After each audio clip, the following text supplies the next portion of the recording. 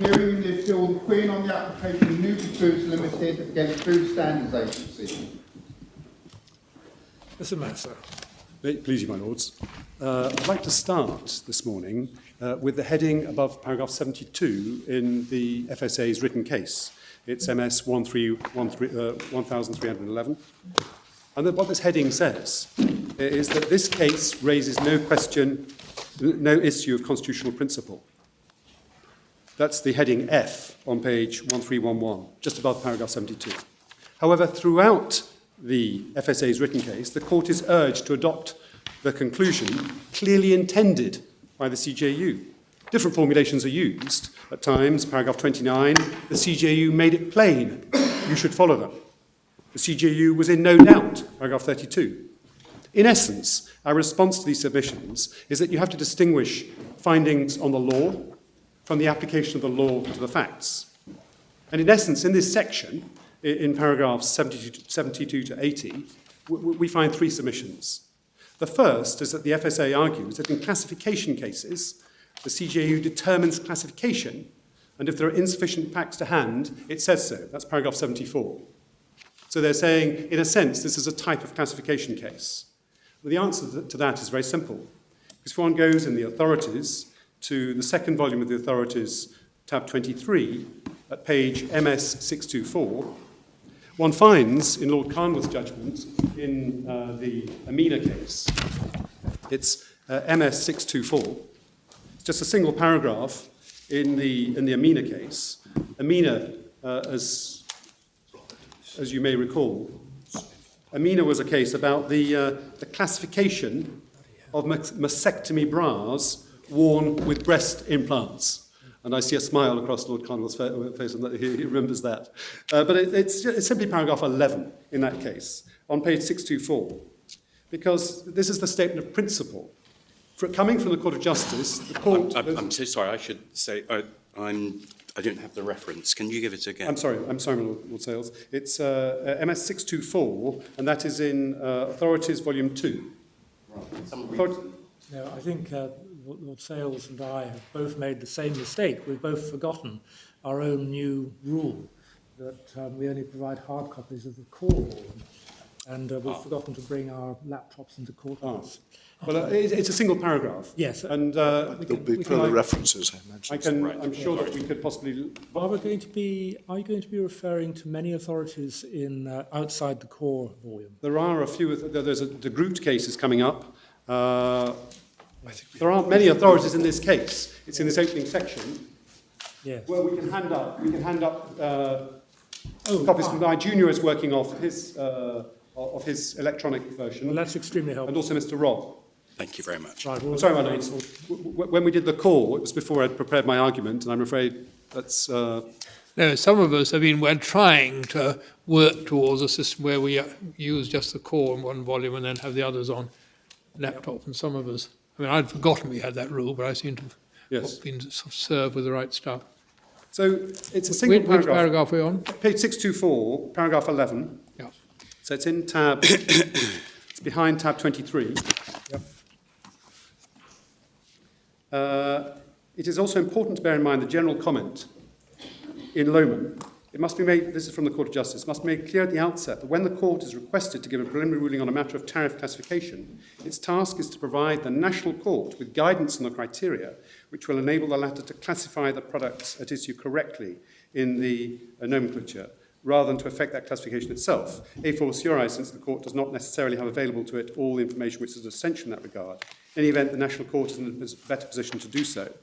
Then over the page, there's then Lord Carnwath cites the passage which we rely on in our written case from my Lord Reed in Amia. And so the last sentence of that, putting the matter very broadly, the evaluation of the facts of the case and the application of EU law to those facts are in general functions of the national courts. In other words, the task of the CJU is to explain the criteria. Their application to the facts of particular cases is for the national courts. That's why I say, my lords, that we must distinguish the findings of law in paragraphs 40 to 43 in the judgment of the Court of Justice from the application, given in particular that what the judge found several points of fact where he did not agree. Yes, I mean, you remind me, it's quite a good example, because we had all sorts of cases on ink cartridges, didn't we? Indeed. Then trying to apply that to a mastectomy bra. And it sort of caused a little bit of conceptual problems. Will indeed, my lord. And so what we say is that this classification point in paragraph 74 of the FSA's written case, we say it's in error. The FSA then goes on in 75 to say there's no basis for going behind or seeking to avoid the conclusions of the CJU. And it says that at the end of that paragraph, the CJU disagreed with the legal conclusions of Edward Stuart J. from the uncontested facts and was entitled to do so. Now, we agree that there's no dispute about that. The CJU is fully entitled to disagree with the National Court judge on the law. Now, so the National Court judge here thought that one needed to intersperse the word substantially intact in the third criterion of 1.14, as we'll come on to. And so the Court of Justice was fully at liberty to say, no, it is any modification, save that which is strictly confined for cutting point. But the FSA goes into error when it moves on to the facts, because it says in 72, the CJU recited and relied upon the material facts. In 76, there's no indication that the CJU considered the factual situation to be incomplete, and no new factual questions were raised by the CJU. We say these submissions are in error because what are material, whether the facts are incomplete, is for the national judge. It's he who, in the words of AC, ATEL and the Court of Justice, takes responsibility for the resultant judgment. But I mean, if the facts must fall within the category of law as defined by the CJU, what is wrong with the CJU expressing that view? Well, there's nothing wrong with the CJU expressing a view on the facts. And if the CJU does express a view on the facts, might not that be an indication as to what it takes the relevant category of law to be? Well, it can do, my lord, except, of course, the problem is where the CJU is under a misapprehension as to the facts or doesn't have the complete facts. And so, in a sense, what the CJU was doing here was saying, well, where there's general modification of muscle fibre structure throughout the meat, then that is clearly MSM. We don't disagree with that. But the answer to the second submission of the FSA is in paragraph 49 of the Court of Appeal at MS 1366.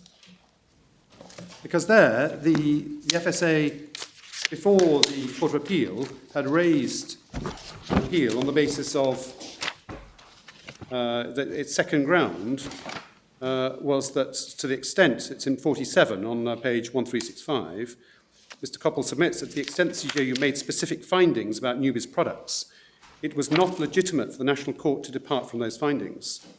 But the statement of principle, from which there is no appeal, is in 49. It's understandable that on occasion the CJU may consider it helpful to the referring court if it provides not only an abstract statement of the law, but also expresses its view as to how that statement of the law may apply to the facts of the case as it understands them. There will be occasions, as in the present case, when such an expression of view may elucidate the abstract statement of law. However, and this is the statement of law, however, any stated conclusions of the CJU as the application of the law to the facts are not binding on the National Court. On the contrary, and then it cites my Lord Reid in Amia, and just looking at as we've got it open there, the citation from ACATEL, one sees in 16 the reference to the clear separation of functions in national courts and the Court of Justice, so that when ruling on the interpretation of validity, the latter is empowered to do so only on the basis of the facts which the National Court puts before it. 17, it's not for the Court of Justice, but for the national courts to ascertain the facts which have given rise to the dispute, to establish the consequences for the judgment. And it's moreover solely for the national court before which the dispute has been brought, and which must assume responsibility for the subsequent judicial decision to determine life of particular circumstances, the need for the ruling, and the relevance of the question which expressed the court. So it's really 17, isn't it, that it's for the national court to establish the consequences which they, that is to say the facts, have for the judgment which it's required to deliver. Indeed, my lord. And there's nothing to prevent the judicial dialogue, which my Lord Sales adverts to in a way, that the Court of Justice frequently expresses view on the result of the case, in the same way that in paragraph 23 of the CJU information note for references, that the CJU encourages national courts to express their preliminary view on the matter which is being submitted by way of reference to the Court of Justice. And so there's a judicial dialogue. There's nothing to stop that. But what that doesn't change is the delimitation of responsibilities in a sort of constitutional sense, which is that the CJU is responsible for the law and the national courts responsible for the facts and rendering justice in the relevant cause in accordance with the law. So that's that. And the fact, my learned friends place reliance on the fact that the facts were not in dispute, they say, in this case. We say that that does not change the position. And we see that in the case which came before the Conseil d'État in France, de Groot. It's in, so this is another one from the extensive bundles. It's bundle 3 at tab 26. And Page? Bundle 3 at tab 26, it's at page 650. This is a case which went from the Conseil d'État to the Court of Justice on a point of law. The Court of Justice established the point of law and then sought to determine the matter on the facts. And the Conseil d'État said, no, that's our job, and then looked at the facts and in fact came to the same conclusion. So what we have in 650 in tab 26 of bundle 3 is the Common Market Law Reports version of the translation of the Conseil d'État decision following the reference. And one takes the facts just from the first 4 or 5 lines on page 650. I intersperse the Dutch applicants sought the annulment of an implied decision whereby the French authorities refused to abrogate a provision of French law setting a standard for the definition of shallots. The standard favoured shallots produced by vegetative propagation, as was the norm in France, rather than those grown from seed, which had become an accepted method of production in the Netherlands. And so the Dutch importers were trying to overturn this rule of French law, which referred to the vegetative propagation, on the basis that their shallots grown from seed were just as good. And I think I can take in the judgment of the court, which is perhaps unusually long for the Conseil d'État, because it goes to all 2.5 pages, 3 pages, I can take it up at 653, where the court summarises what the Court of Justice said in paragraph 5 on 653, then comes on to how it applies that later on in paragraph 5, then it's paragraph 6. So on 653, so it refers to the Court of Justice decision, and we'll look at that in a moment, a single paragraph in that in a moment. Having decided the listing of the 2 varieties, the court dealt with its own motion with the related questions to whether the subsidiary ground of application presented by the applicants was well-founded. And it said, giving an interpretation of Article 28 of the Treaty on Free Movement of Goods and the two directives, regulating trade in plants and vegetable seeds, it held, this summarises what the Court of Justice held. It held that the illegality of the said listing did not authorise a member state to preclude the sale of a vegetable on its territory under the species name shallot, merely because it was reproduced from seed and not by vegetative propagation. That would only be the case if the differences between that vegetable and shallots produced by vegetative propagation were so significant that it could not be considered to fall within the same category, liable to be sold under the same name with suitable labelling to provide consumers with necessary information. And then, continuing in paragraph 5, although it was not the subject of preliminary reference, this interpretation, which the court had jurisdiction to provide, it is then for the national court, seized with the main proceedings with the clarifications provided by the judgment of the court, to characterise the facts. This is back to paragraph 17 in the ACATL, by undertaking, where necessary, the inter partes investigations that it is in a position to order in order to assess whether the ambition and matador varieties manifest sufficiently small differences in comparison to shallots produced by vegetative propagation. Not so much because of their external appearance, but mainly because of their organoleptic and gustative properties, that they may be recognised as belonging to the category of shallots with suitable labelling designed to give consumers sufficient information on these differences. So taking the statement of law by the Court of Justice, then the court in 6 had ordered additional measures of instruction ordered by the State Council in June 2006. Various witness statements were produced, and the conclusion about 8 lines down in paragraph 6 it is principally in relation to its gustative properties that gourmets distinguish shallots produced by vegetative propagation, which are recognised, in particular after cooking, as having a stronger aroma, being more powerful and full-flavoured. And so there were various, perhaps picking up 5 lines from the bottom, as a consequence, the applicants are justified in arguing that the contested decree is a measure having effect equivalent to quantitative restriction imports. So the Dutch were permitted to import.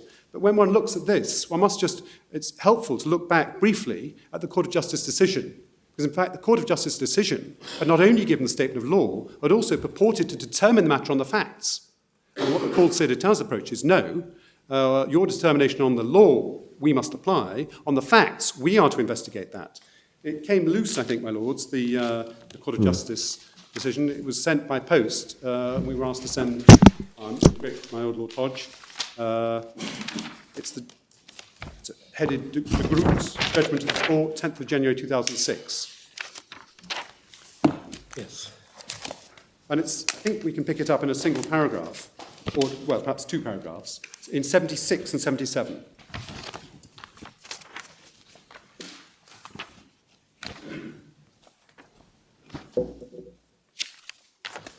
So in 76, the court mentions in the first sentence the importance of informing consumers, and then sets out the statement of law in 76. Member states may, for the purpose of protecting consumers, require those concerned to alter the description of a foodstuff where a product offered for a sale under a different name is so different in terms of its composition or production from the products generally understood as falling within that description that it cannot be regarded as falling within the same category. However, where the difference is of minor importance, appropriate labelling should be sufficient. So that was what was summarised in paragraph 5 by the Conseil d'État. But then 77 is significant because it is said it is common ground in the present case that the differences between traditional shallots and seedling shallots relate essentially to their method of reproduction. But for that difference, the 2 kinds of shallots are substantially similar in appearance. Accordingly, the purpose of the order of 17th May 1990, namely the protection of consumers, can be achieved by means of appropriate labelling, stating that the shallots in question are grown from seed, not produced by vegetative propagation. And so the finding in the dispositif on the last page, Article 28, in the ruling of the court, precludes national legislation such as the order of 17th of May 1990, which allows only vegetables produced by vegetative propagation to be marketed as shallots, to the exclusion of shallots grown from seed produced and marketed under that name in other member states. So what the Court of Justice is doing here is they're applying their statement of law to the facts in 77 and in the dispositif, the ruling at the end of the case. But nevertheless, the Conseil d'État says, well, no, that is for us. It's for us to undertake the additional measure of instruction, to investigate the matter, and then determine the matter. In that case, the court came to the same conclusion as the Court of Justice, the Conseil d'État. But I mean, is that any different from what we did, or the majority did in the Amia case? No, my lord. I mean, why do we need the Conseil d'État? Well, I suppose because my learned friend says that this is different from Arsenal, it's different from Amina, because the factual circumstances in which this issue arises, is they say this in their written case around. I see. It's really another even more vivid illustration of the point. That's it, because they say that the facts were all before the court. It was common ground. It's true, there's been no dispute on the facts. That's partly because we engaged as our expert witness the FSA's expert for the last, goodness knows how many years, Professor Cathy Groves, who is it seems the guru on microscopy in this country. And so there's never been any dispute on the facts. But the problem arose from the way in which the way in which the Court of Justice dealt with the matter. Because rather than inserting the word sufficiently, it said any modification save at the cutting point. And it's that save at the cutting point which the judge felt gave rise to a separate inquiry of fact. And it's that point where I lost, because the third point made in these paragraphs, basically perhaps in 77 most clearly, that the third submission of the FSA is that in essence the CJU judgment did not give rise to new factual questions. And it's on that point where the Court of Appeal agreed with the FSA's submissions in particular in the final sentence of 41 and in paragraph 50 of the Court of Appeal judgment. And it's that I'll need to deal with those paragraphs in due course. And in essence, the Court of Appeal found that the factual question was being predetermined. And we obviously take issue with that. And the plan which I propose to adopt in my submissions is first I was going to go to the regulation. Secondly, I was going to look at what was before the CJU, that's the referring court judgment, and just dipping into the expert evidence before the CJU. Thirdly, to go to the CJU judgment. Fourthly, the High Court judgment, following the CJU judgment. Fifthly, the Court of Appeal judgment, and then 2 or 3 outstanding matters from the FSA case. So that's my plan for this morning. So I start first in the core bundle, tab 1, in the regulation itself.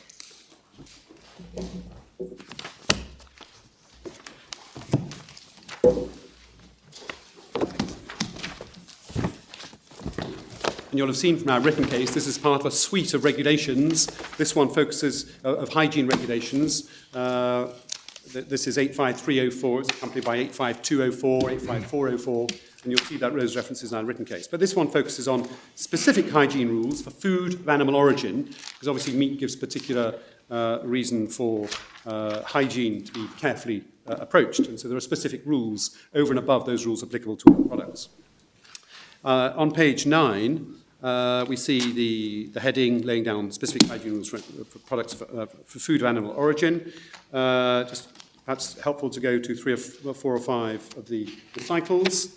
The second, certain foodstuffs may present specific hazards to human health, requiring the setting of specific hygiene rules, particularly the case of food of animal origin, in which microbiological and chemical hazards have frequently been reported. And the fourth, with regard to public health, these rules contain common principles, in particular in relation to the manufacturers and competent authorities' responsibilities, structural, operational and hygiene requirements for establishments, procedures for the approval of establishments, requirements for storage and transport and health marks.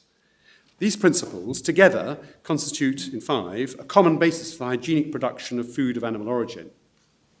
And then the 7 refers to the general hygiene regulation, the requirement in 85204 whereby food business operators carrying out any stage of production, processing and distribution of food after primary production associated operations must put in place, implement and maintain procedures based on hazard analysis and critical control point, HACCP principles, also permits simplification. So in a sense, one's got the verification by the official controls by the member state, one's got the HACCP principles applied by food business operators, and one's got the specific hygiene rules. Together they protect food safety.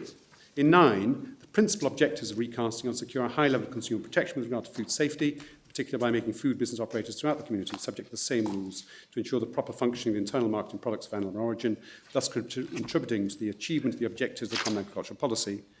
And then 20, the definition of mechanically separated meat should be a generic one, covering all methods of mechanical separation.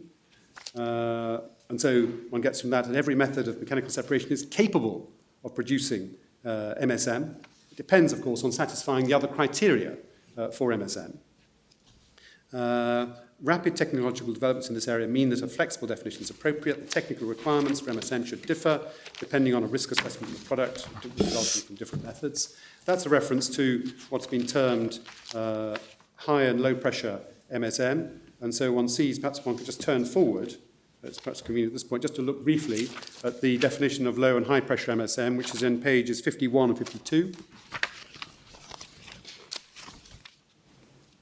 And this is high and low pressure are in fact labels because the regulation doesn't use it. It's on page 51 at subparagraph 3. This is in Annex 3 of the regulation. The following requirements apply to production and use of MSM produced using techniques that do not alter the structure of the bones used in the production of MSM. And it's that do not alter the structure of the bones used in the production of MSM which gives rise to the label low pressure MSM, and then the calcium content of which is not significantly higher than mincemeat. And then there are requirements as to the temperature, and then there are requirements as to the, so low pressure MSM one sees in D at the bottom of the page. If the FBO has carried out analyses demonstrating that MSM complies with the microbiological criteria for mincemeat, then it may be used it may be used in meat preparations, that are clearly not intended to be consumed without first undergoing heat treatment. So there's a special hygiene rule for low-pressure MSM. There must be heat treatment. And then on page 52, one turns then to high-pressure MSM, which traditionally was made using basically a plunger and 200 bar pressure. One sees that in the evidence. In 4, the following requirements apply to the production use of MSM produced using techniques other than those mentioned in point 3. So that is, other than techniques which do not alter the structure of the bones used in the production of MSM. And this is a process whereby one sort of mashes everything to pulp. And this is the, and one sees that there are stricter requirements applicable to this, in particular of temperature. One sees in the evidence that producing MSM with pressure gives rise to temperature increases of up to 10 degrees, just the mere process. And so D and E have specific requirements in relation to temperature. If not used within 1 hour of being obtained, MSM must be chilled immediately to a temperature of not more than 2 degrees centigrade. If after chilling in E, MSM is not processed within 24 hours, it must be frozen within 12 hours of production and reach an internal temperature of not more than minus 18 within 6 hours. So there are strict hygiene requirements. But if I go back then to recital 20, all it's saying in recital 20 is that all methods of mechanical separation are in principle capable of giving rise to MSM. But of course that doesn't detract from the definition of MSM and the other requirements of MSM, which are contained in paragraph 1.14, as we'll see in a moment.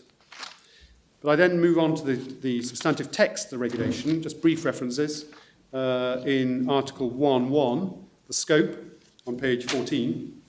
Sorry, just to understand that, recital 20 applies to MSM and says you need to be flexible in the way you deal with different types of MSM. Indeed. But it doesn't tell you what MSM is. Indeed, that's it. That's the point. In order to analyse whether you've got MSM, you've got to apply 1.14. Yeah. And of course, potentially all types, and the point being made in paragraph 20, is that all types of mechanical separation, however ingenious the meat industry might be in dreaming up new ways of producing MSM, all types are potentially covered. So when it refers to mechanical separation, it's of any kind whatsoever, without limitation. It's capable of producing MSM, provided the other criteria of 1.14 are satisfied. So then, in the substantive regulation at Article 1.1, the scope, this regulation lays down specific rules on the hygiene of food of animal origin for FBOs. These will supplement those laid down by 85204, what I call the general hygiene regulation. They shall apply to unprocessed and processed products of animal origin. So it's clearly designed to be all-embracing. Then Article 2 is where we get incorporated, Article 2.3 and 2.4, we have incorporated there the definitions in Annex 1 and the technical definitions contained in Annexes 2 and 3. So that's requiring the definitions to be applied. And then the...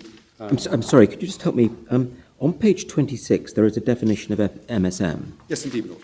And could you just please assist me again as to how that definition relates to the definitions on pages 51 and 52 that you've taken us to? So once you have a product which satisfies 1.14, so that you know it is MSM, there is a secondary investigation, which is it, in a sense, using the labels, low pressure or high pressure? And so you investigate the primary. There are two criteria. It's on page 51 in 3. The first criterion is do not alter the structure of the bones used in the production of MSM. Right. So And secondly, the calcium content of which is not significantly higher than that of mincemeat. I understand. And of course, because the calcium content, if you were using bone scrapings, your calcium content is sky high because you're taking the meat scraping right against the bone.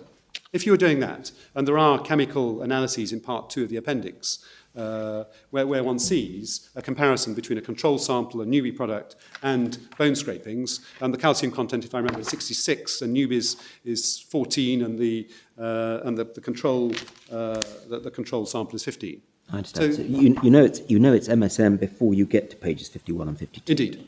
And then this is to determine which it is. Indeed. Sort of MSM. That's it. I understand. Thank you. I'm sorry, That's talking about changing the structure of the bones, not the structure of the muscle fibre structure. Indeed.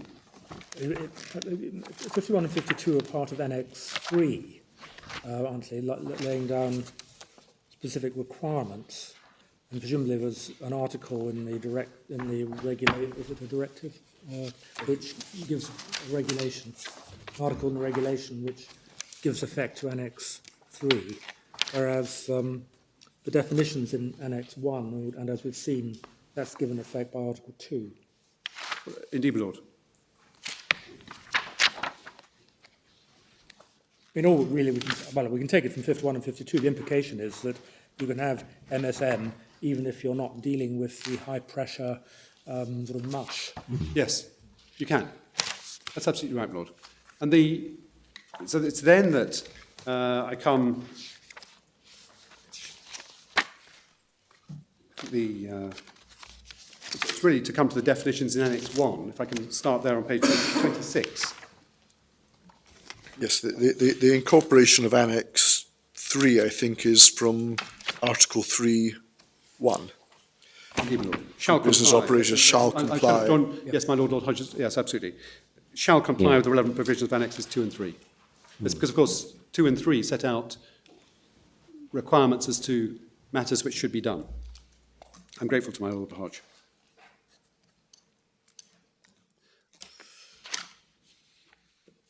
Focusing in particular now on the definitions on page 26. So meat, 1.1, means edible parts of the animals referred to in points 1.2 to 1.8, including blood. It's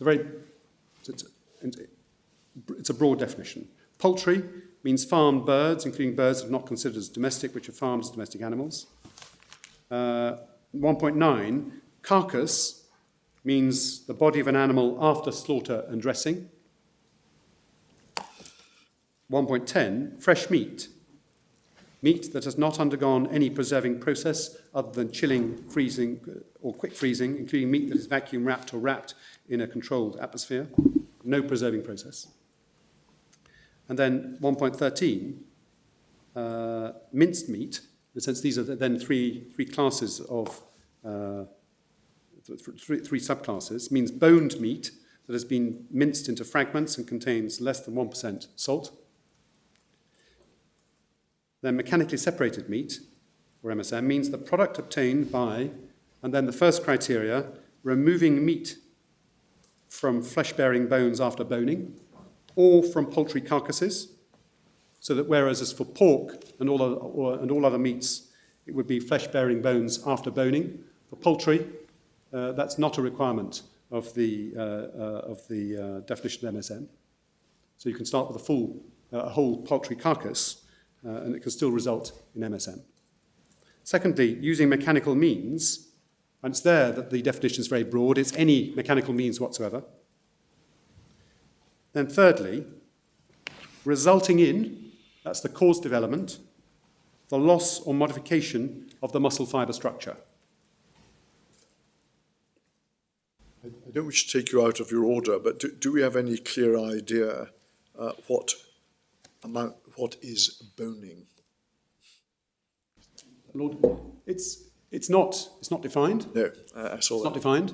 The way the judge approached it was in a fairly, it's not defined in his judgment. He looked at this and he looked at the paraphrase of the Court of Justice, and the way he approached it was, well, it's in a sense, it's a fairly common sense notion, which has there been some prior process to seek to bone out this animal. And of course, at this stage, I should mention, it's in the referring court judgment. And of course, the problem here, the reality of this problem here, is that in the old days, if you had meat on the bone and meat attached to it, the butcher would go carefully round and cut close to the bone, not on the bone, but close to the bone, and get all the useful meat away. The problem is that with the problem is labour costs. And so you get line boning in the evidence, line boning of meat. And so you get an unskilled operative just taking a cut down the meat on the bone. And the cut is, in essence, relatively crude. And we see in the evidence that the Newby bones used with the flesh-bearing bones have between 50, they have around 50%, sometimes even 80% of the original meat attached to them. And so we are in a sense in an intermediate situation when you're dealing with either line boning or some sort of mechanical process of boning out. Until one gets robots sufficiently adapted to do the boning in a very precise way, you're going to have a lot of waste of meat unless the meat from the flesh-bearing bones is recovered in some way. Do we know how old this definition is? Did it first appear in this regulation? 2004. There wasn't a predecessor of that. So There was a predecessor. It was slightly different. It's described in Mark Wolf's evidence in the Appendix Part 2, because he was the person from the FSA responsible, I think, if I remember rightly, in part dealing with Brussels in the evolution, the development of this regulation. Thank you. And then the meat preparations needs also to be noted, means fresh meat, including meat that has been reduced to fragments, which has had foodstuffs, seasonings or additives added to it, or which has undergone processes insufficient to modify the internal muscle fibre structure of the meat, and thus to eliminate the characteristics of fresh meat. And rather unsurprisingly, the judge looked at that and thought, well, that's something of a touchstone, possibly for which can be used in 1.14. And therefore, the issue of sufficient modification is really interpreting whether one has, by the process, eliminated the characteristics of fresh meat. We know that was now misguided because the Court of Justice put him right on that. But in a sense, one sees the judge trying to deal with this point in context in the referring court judgment. The second regulation, which I'd like to go to briefly, my lords, is the labelling regulation, labelling directive, which is MS 94. It's in tab 2, and I think it's really just page 94 in the, I can show your lordships the front page of the directive, 2013, and there is now a regulation which has come for labelling, which came at a later stage, and that's in the papers, but this was the applicable labelling requirement. So this is the directive on the approximation of the laws of member states relating to the labelling, presentation, and advertising of foodstuffs, and there's a definition of meat on page 94. The definition is given under M1. We see on the right-hand side designation, and the designation meat, and names the animal species from which it comes, and then skeletal muscle on the left-hand side of mammalian and bird species recognised as fit for human consumption, with naturally included or adherent tissue, where the total fat and connective tissue content does not exceed the values indicated below, and where the meat constitutes an ingredient of another foodstuff. The products covered by the community definition of mechanically recovered meat are excluded from this definition, and then it defines fat and connective tissue, and explains in footnote 1 of the table how connective tissue is calculated, and then in the footnote, if these maximum limits are exceeded, but all other criteria for the definition of meat are satisfied, the meat content must be adjusted downwards where there is fat and or connective tissue. And there's no dispute. I mean, the Newby products clearly satisfy this definition, provided that they are not MSM. And again, the relevant analyses, certainly for pork, are in part 2 of the appendix, and the parameters, I mean, the Newby product is in fact scores better than the control product, the control mincemeat on the relevant parameters. And so those are the relevant regulations. And just I want to say a brief summary at the outset with just 3 short points summarising our submissions, and then the 3 points on the problems with the FSA or the Court of Appeal approach. And then from there, I'll go into the referring court judgment and on with my plan. Summarising our submissions, the cutting point qualification in the CJU is of general application.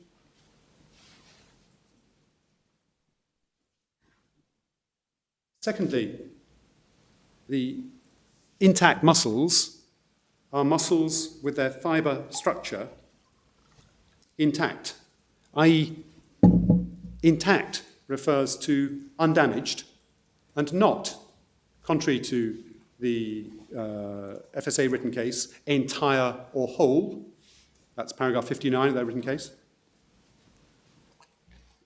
And our third submission is that therefore the third criterion, that is resulting in loss or modification of the muscle fibre structure, the third criterion in the definition of MSM requires factual evidence of whether the muscle fibre structure is modified beyond the cutting point. That's very brief summary of the way we put our submissions, brief summary of the problems with the FSA and the Court of Appeal approach. The cutting point, they say, is limited to cutting intact muscles, but that excludes a very significant proportion of what is generally thought to be meat and is indeed described in the very definition itself as meat.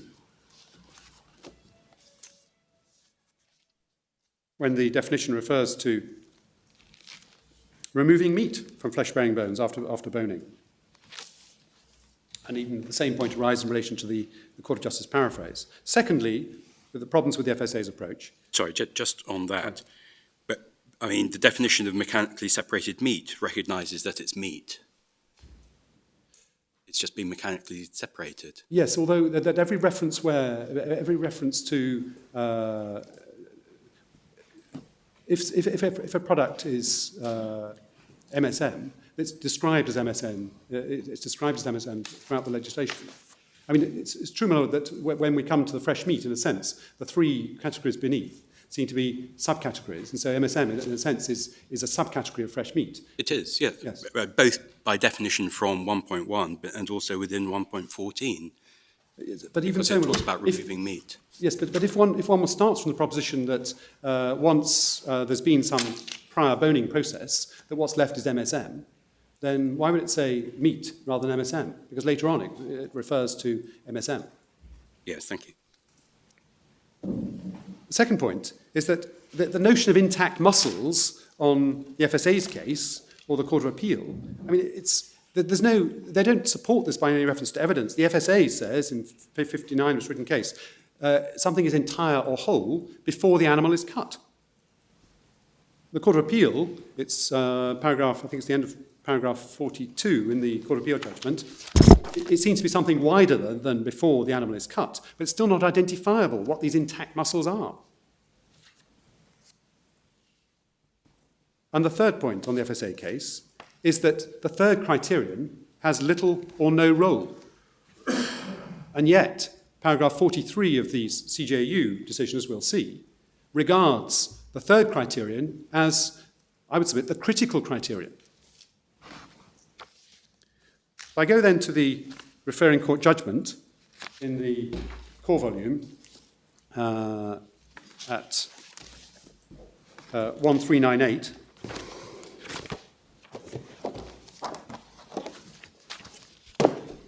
I'm just going to highlight a few paragraphs going through to see the way in which the matter was put to the court, and then briefly go to the expert evidence on which the judge relied. So I think I can... In one, there's the paragraph about... Sorry, which page are we on? I'm sorry, you're on 1399, my lord. In the core volume, the blue core volume. Yeah.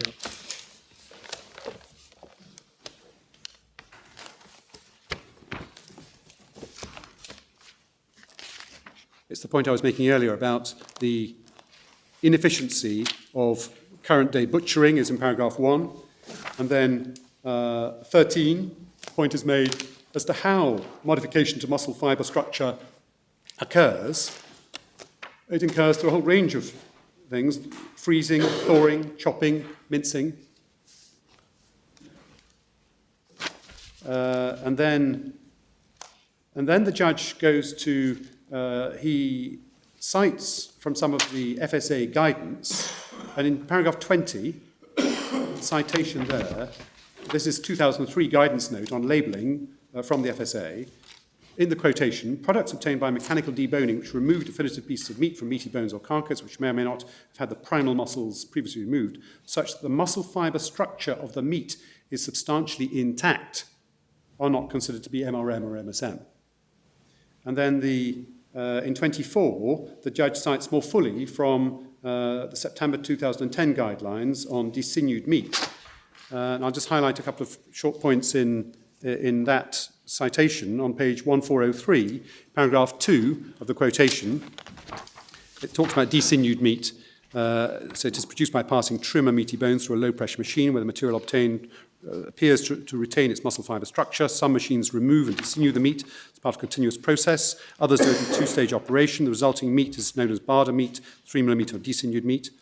And then, importantly, whether a one- or two-stage method is used, it is the end result of both stages that should be considered to be the desinewed meat.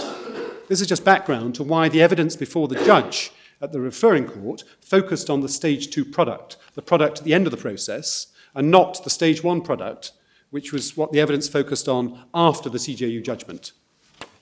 And this was because the FSA's approach to it was, well, let's look at what's actually being sold. In paragraph at the bottom on same page, at paragraph 6, if the pressure used to remove the meat from the bone is too great, the resulting product may be MSM. Microscopy analysis can be used to assess whether there's been a loss or modification in the internal muscle fibre structure, determine whether the product meets the definition of MSM. Once a product has been classified as MSM, it can be reclassified as a meat preparation or as deceased meat.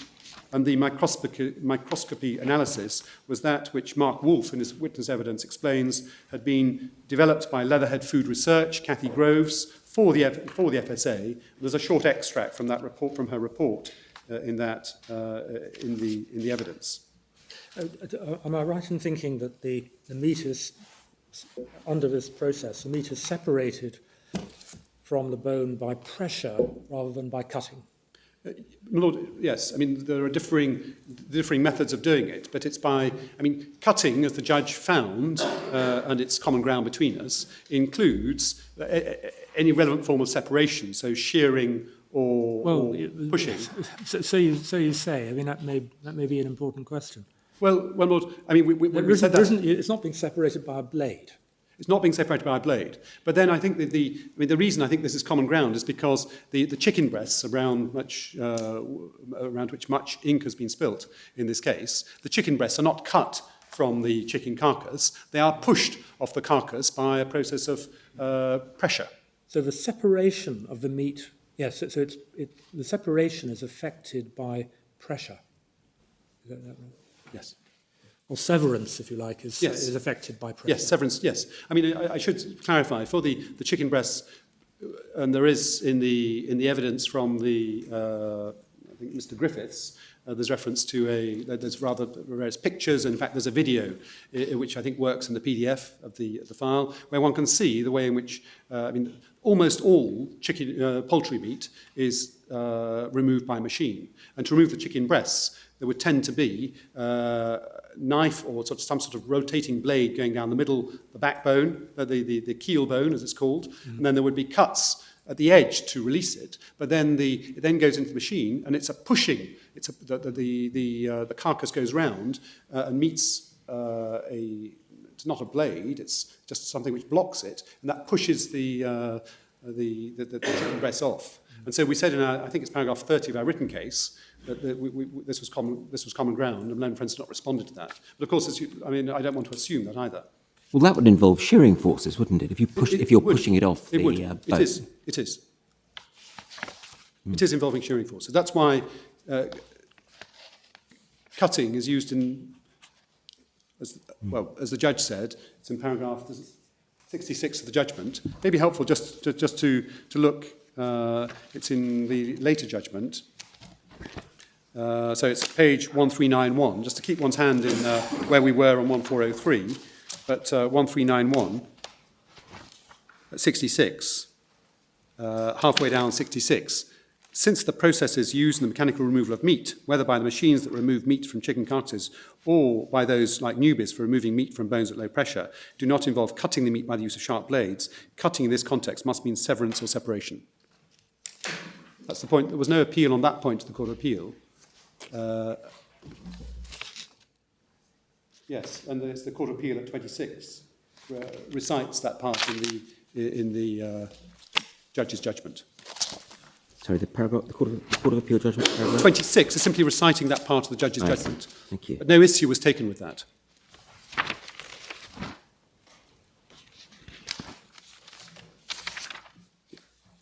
Yeah, so it's, that was 1361 in the Court of Appeal judgment. So going back to 1403, I was on 1404. Can I just ask, was that explained to the CJU? Unfortunately, we refused an oral hearing. Right, but in the printed memorials? In the...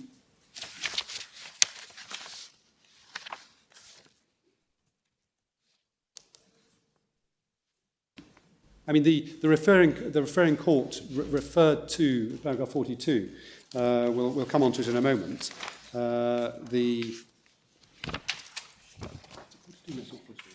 It's later in the referring court's judgment. It referred to a cut. Well, that's what I had in mind. I mean, the CJU seemed to have had in mind that it was a cutting process for the chicken breasts. That's why I asked my question. Yes, indeed. And So is the position that they had not had explained to them what actually happened? that is, we hadn't appreciated, none of us had appreciated the importance of that reference to cut, because there was no debate about that before the referring court, because we were all focused. Unfortunately, as one tends to get to, one develops tunnel vision when it involves too long in a case. And the reference in this judgment, yes, it is in my note. I'm going to take you to it in a moment. If I can just perhaps go through the judgment, then we'll see we'll see from that. But in paragraph 10 on page 1404, it is the FBO's responsibility. Can I just ask one more question? When you clearly there are degrees of pressure that can be involved, and we've seen the older approach to making MSM involved high pressure, sufficiently high to crush bones. The approach used by Newby Foods doesn't apply that level of pressure, and so the bones are left intact. Indeed. But I'm thinking about, you talk about pushing the chicken breasts off the carcass once the necessary cutting has been done. I presume that'd be a lower level of pressure than is required, for example, to separate the pork meat from the bones. Well, with respect, I think the judge's finding. Yes, I mean the judge's view on that was that the process is essentially the same between newbies. There's been no investigation of the actual level of pressure applied, but it's a very similar process. One is the chicken carcass with the breast on it coming against this, moving around on a conveyor belt, and then coming against this obstruction, as one sees in the picture. And the other one is a bone operating against another bone in the Newby machine, where it jiggles the bones around. And the effect of that is that that pieces of meat are pushed off in that process. Is the chicken carcass held rigid on the conveyor belt? As far as I can see, my lord, yes. Yeah. It seems to be attached to the conveyor belt, moves around, and then meets. If one likes, it looks like an obstruction. It isn't a cut. There's a sort of the cut sort of release the edges, as far as one can see, and then the process then goes round and hits this obstruction, and they fall away. Yep. So that there's a sort of ripping of it. In the same way as, for example, one sees on chicken that the ripping of the skin. The skin is also ripped off, which also leads to modification of muscle fibre structure at the surface, but obviously not within the meat. So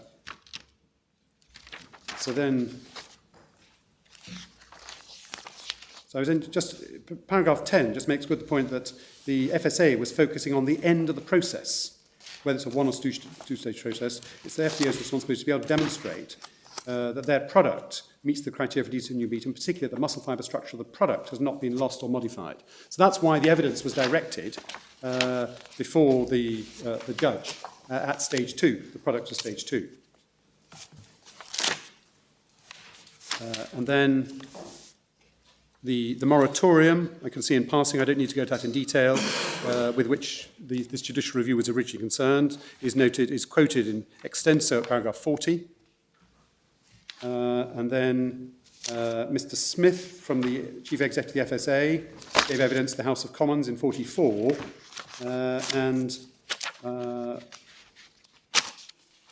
His evidence is that in the first paragraph, second sentence, we're talking here about bones that are sometimes 80% meat, which normally 10, 20 years or even longer ago would have been boned out by people with knives. There's now equipment that does that. And he sings the praises of Newby Foods using the leatherhead method with histology and microscopy, checking muscles are not damaged. And then over the page, he says that it's really the same. The Newby Foods process is the same as having lots of people with lots of knives at the end of the line. It's no different from that process. And then where is that? That's at the top of page 1411, the end of paragraph 44. At the top, I do, yes. It's that paragraph there. I see, yes. Thank you.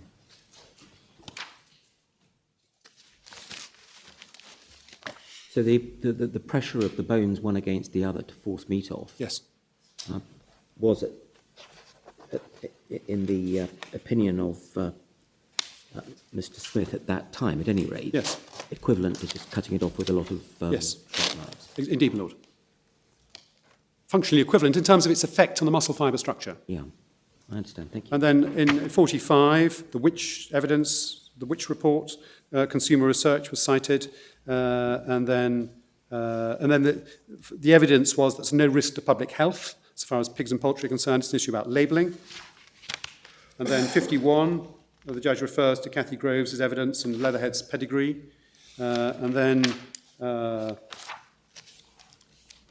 are various references, just brief references, if I can just pick them out, to intact muscle structure. What we'll be saying about intact is that the way the word is used, both in this judgment and in the evidence of Cathy Groves, is that intact refers to muscle fibre structure throughout. And that is the evidence that was available to the Court of Justice. One sees the references to intact in, I don't want to read it out in extenso, but about 6 lines up from the bottom of 52. Some areas, the muscle fibre structure, in that some areas were nearly intact, others showed some damage.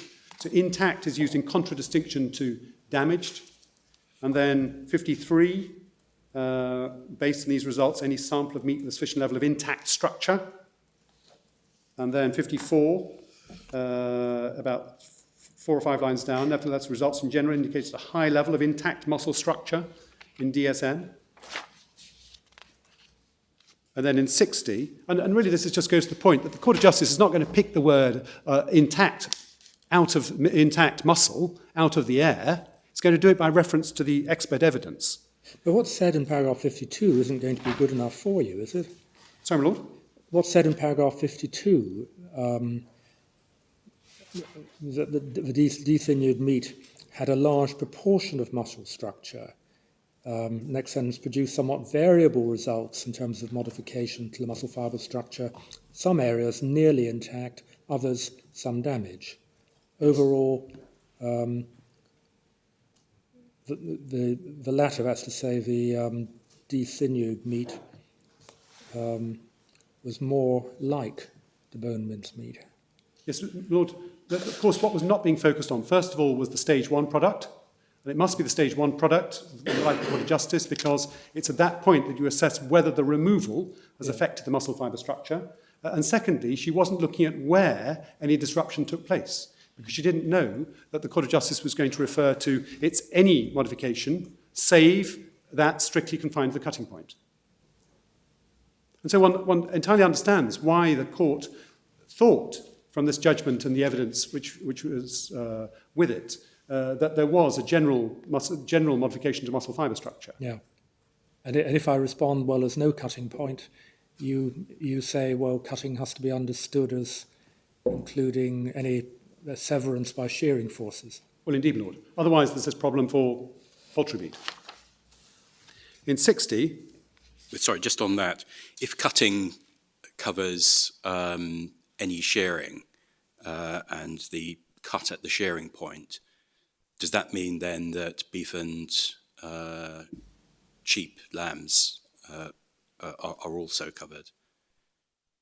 They don't become MSM through being put through. They don't become MSM through being put through machines, no, my lord. But that, as we say, that is of course not before this court. But logically, that's right. The logic would follow through. Right. Provided, you would say, the muscle structure is only damaged at the surface. Absolutely. Absolutely. At which the meat was previously connected to the bone. At the points of separation, yes. Yeah. But I thought your point was that's true of shearing generally. Yes, it is. Right. It is true of shearing generally. Well, may it depend? I mean, if you're removing by shearing very small pieces of meat, then is it not possible that the muscle structure could be damaged all the way through? I'm sorry. I'm sorry. I was generally in the sense of it's a matter for analysis. what one has to do, according to our interpretation of the regulations, is one has to just assess the particular method being used. I'm sorry, I'm a bit confused by the crossfire. What is the test that you are saying is to be applied to your analysis? The test is microscopy test to examine the muscle fibre structure of the meat, to look at the muscle fibre structure of the internal part of the meat, and to disregard any disruption to muscle fibre structure at the edges. Because, in a sense, the very essence of cutting or shearing is to disrupt the muscle fibre structure. You are removing it from something else. There's inevitability about the disruption. If you take a hamburger and mince, does that fit your definition that at each point you cut off a little bit and mince it up? You're obviously affecting the structure, but not internally to the little pieces. Yes, I mean, of course, I'm not a scientist. I don't know how difficult it becomes, but the smaller the piece of meat, the more difficult it is going to be possibly to distinguish between the cut edge or the internal part of the meat. But that's one of the reasons why it's necessary to carry out the test with the stage 1 product. The pieces of meat which are removed. I mean, the judge dealt with that at paragraph 13 about the steak tartare and things. I'm not sure whether you accept his description or not. Well, indeed.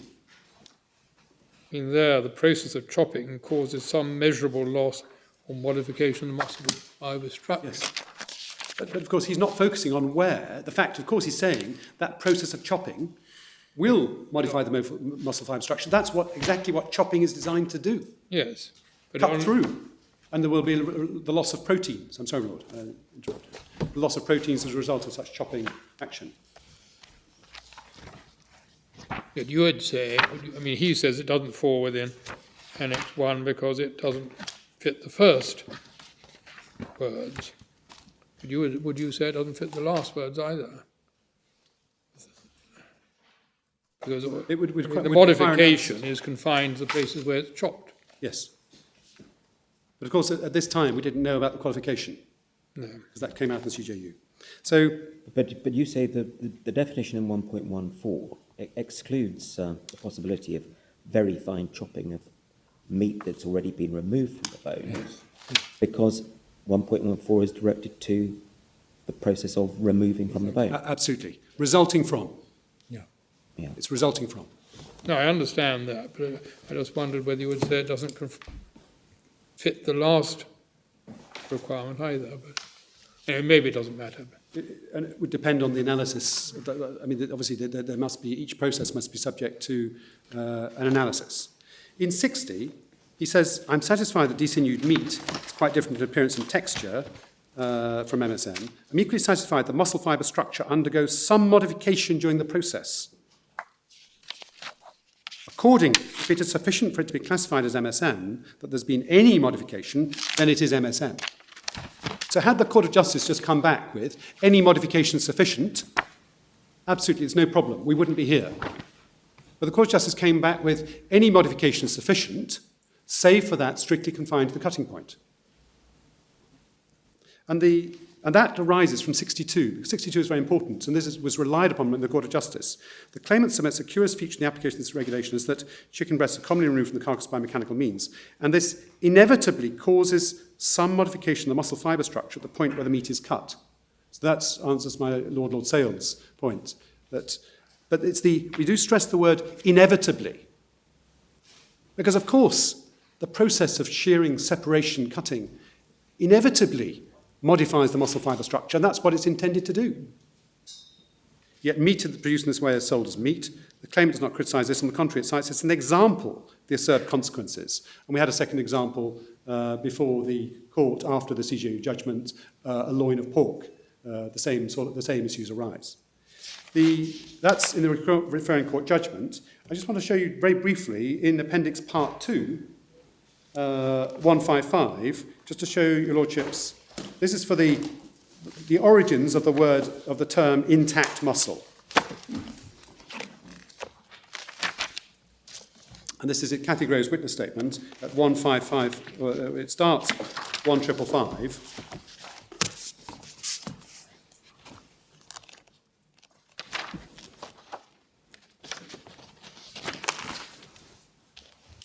And at 1558, paragraph 12, it says why the test in the third criterion in 1.14, what a scientist's reaction to it is. It's talking about the structure of something. The first thought is to use microscopy.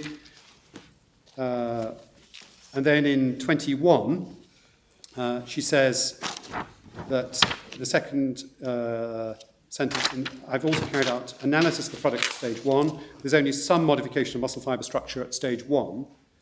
But she doesn't analyse there the cause of any modification or the place where any modification takes place.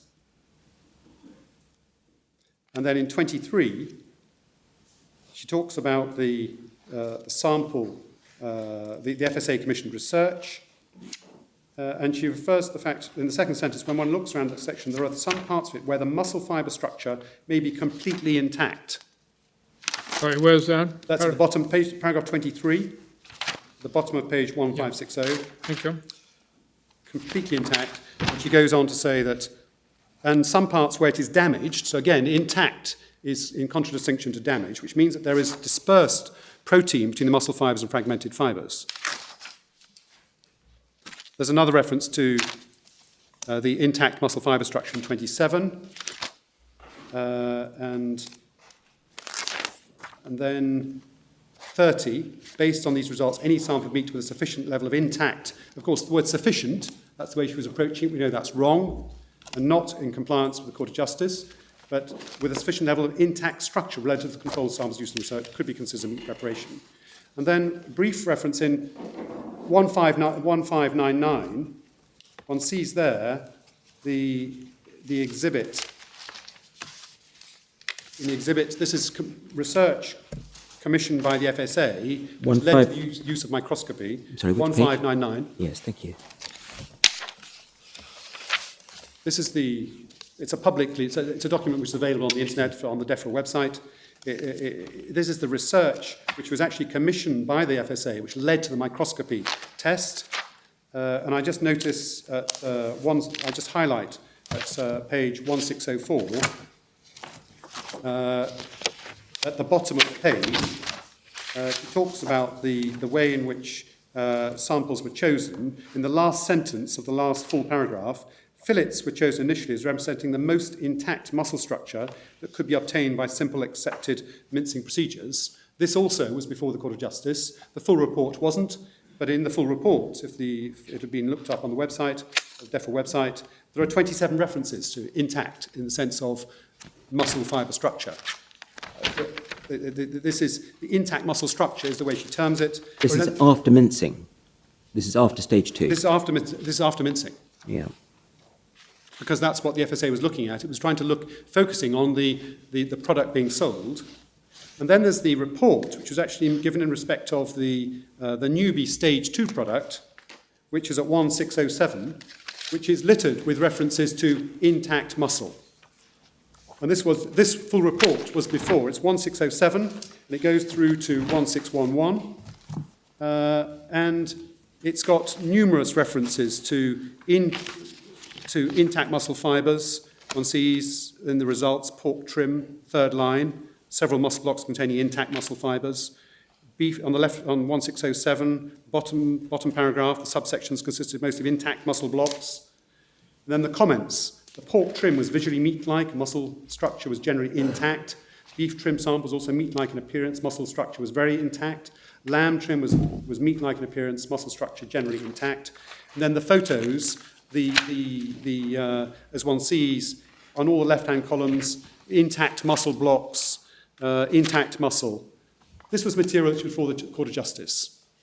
Sorry, just so I can understand, are you showing us this and then going to invite us that in paragraph 43 of the Court of Justice judgment, when they talk about cutting intact muscles, they mean intact muscle fibres? Yes. That's what you're... Yes, okay. indeed, Lord. I'm sorry to make that clear. So that's the referring court judgment. That's where the Court of Justice started from. So it's then that I go to the Court of Justice judgment. I'm still grappling with 1604, the most intact muscle structure that could be obtained by simple accepted mincing procedures.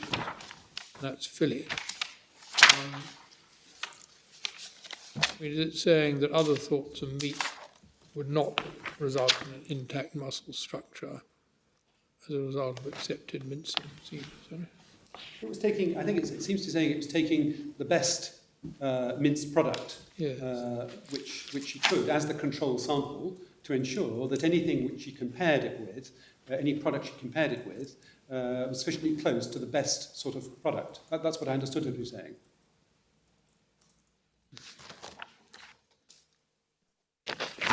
As Phillips chosen initially, so that really the top quality, the Yeah. sort of would be used for the. I'm just, I mean, this whole idea of mincing something but leaving its structure intact is slightly strange Well, to absolutely. someone who just eats meat and doesn't sort of analyse it. No. But it suggests that different types of meat may, as a result of mincing, some of them will lose their structure, some won't. May depend on how it's done. I mean, for example, even sometimes, I don't know when it's done, but with a hammer, I remember at home, my parents used to have a hammer, which they would sometimes, I don't know, maybe we bought cheap cuts of meat, but with a hammer with sort of little indentations on it, and I remember it being used from time to time, very occasionally, but that sort of thing, that will modify the muscle fibre structure generally throughout that piece of meat. Yeah. So in the Court of Justice judgment, it starts at 1417.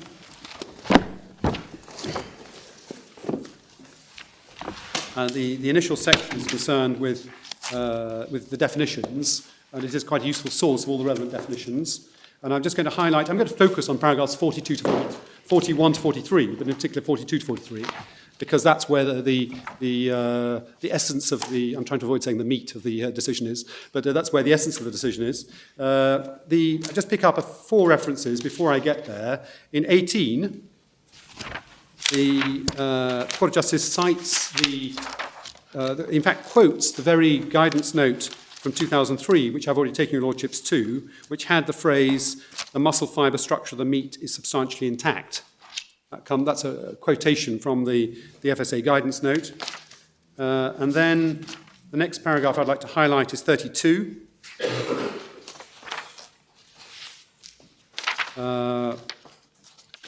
And then it's just the concluding, in the second bullet point in 32, the last 4 lines, the conclusion, it talks about it higher up, nearly intact, but in conclusion, Newby Foods product, which kept the muscle fibre structure sufficiently intact by comparison with mincemeat, could be considered meat preparation.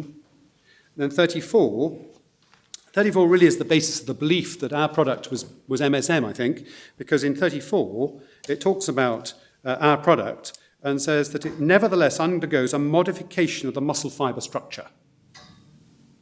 And the belief of the Court of Justice, I think, arising from that, and I'm not saying an unreasonable belief, I'm not seeking to criticise the court in any way, as my learned friend suggests in his written case. Simply that was the belief. There was a sort of, before the National Court, and I was responsible as anyone, we weren't focusing on what the Court of Justice needed us to focus on if they were going to make comments on the facts. And then 37 is important, the last 2 lines of 37, because it refers to chicken breasts, and then it contains the important words which come from paragraph 62 of the referring court judgment, which nevertheless, it talks about separating chicken breasts from carcasses, which nevertheless inevitably gives rise to such a modification at the point where the cutting is carried out. It's that inevitability that is being spoken about. It's that inevitability. How can you possibly test whether the muscle fibre structure is being modified if indeed such modification is inevitable?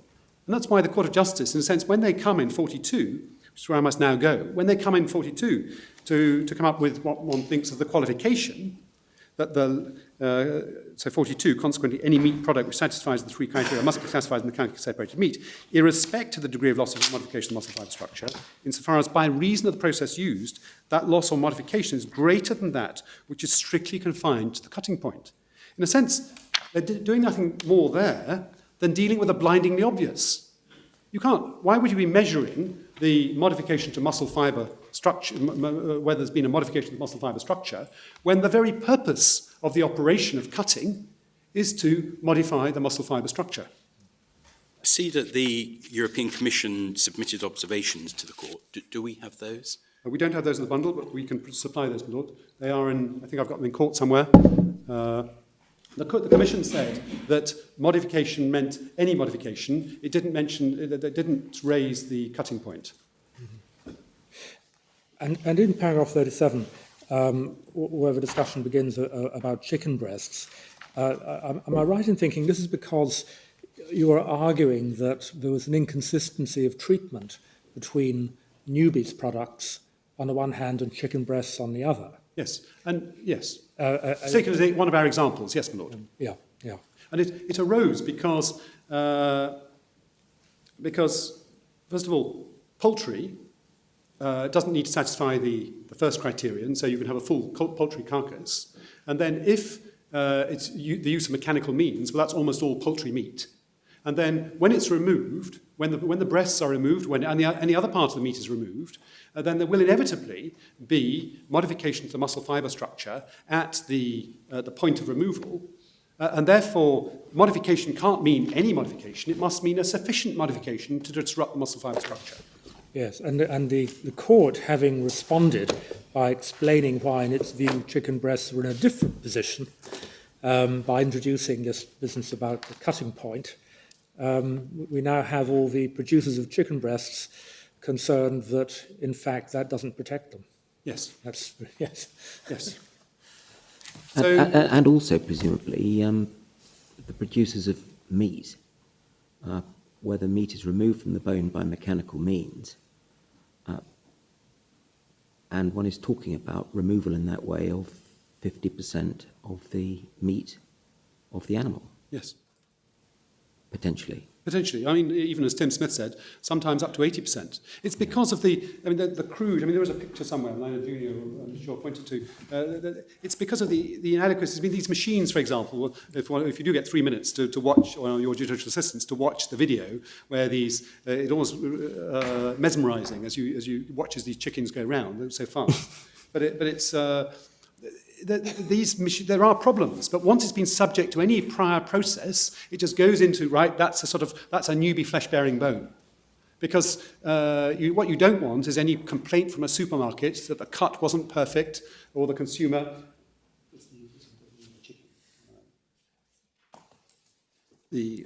So that's the problem.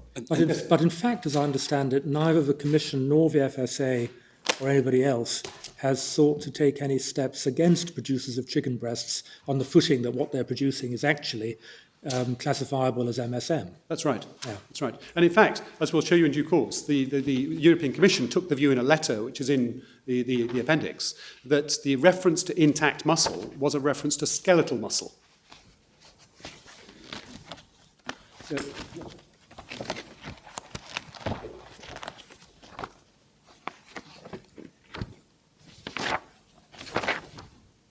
So the European Commission, when they analysed the judgment of the court, they said it was...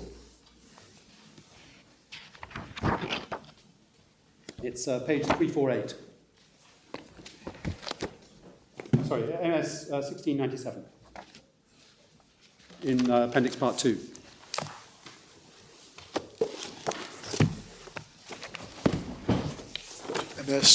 MS 1697. 97, thank you.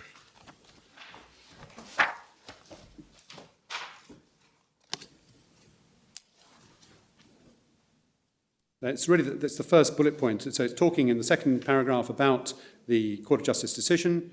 So in it, and then just above the first bullet point, in its 2014 ruling, the CJU supported the Commission's interpretation, because that had been that any modification was sufficient. So any modification of the muscle fibre structure must be taken into consideration, except the loss of modification, which is strictly confined to the cutting point. And then there's the explanatory words. Those are important. When a skeletal muscle is detached from the carcass or bone.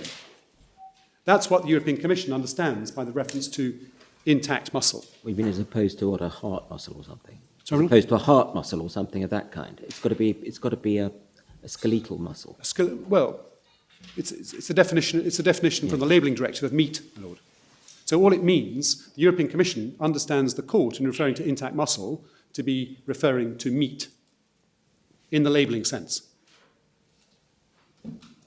And I see there the Commission say that the CJU in their ruling supported the Commission's interpretation. Yes. So perhaps we had better at some point have the observation. Yeah, we'll ensure that those are provided to you. to you, my lords. But as I say, they had contended that it meant any modification without qualification. And that was pandemonium in the industry because all sorts of processes cause modification. But the cutting point does deal with this. So cutting point isn't in the Commission's representations. No, And it comes in at the first time when? in the Court of Justice. It comes in 42 of the Court of Justice decision. And it comes from, we think, again, because it doesn't come out of the ether, it's the judge's reference to the way in which chicken breasts are removed in 62, I think, of the referring court judgment. Yes. And I'm sorry, can I just ask another question? Paragraph 37 of the CJU's judgment refers to a classification by the Commission, obviously preceding its judgment. What's that referring to?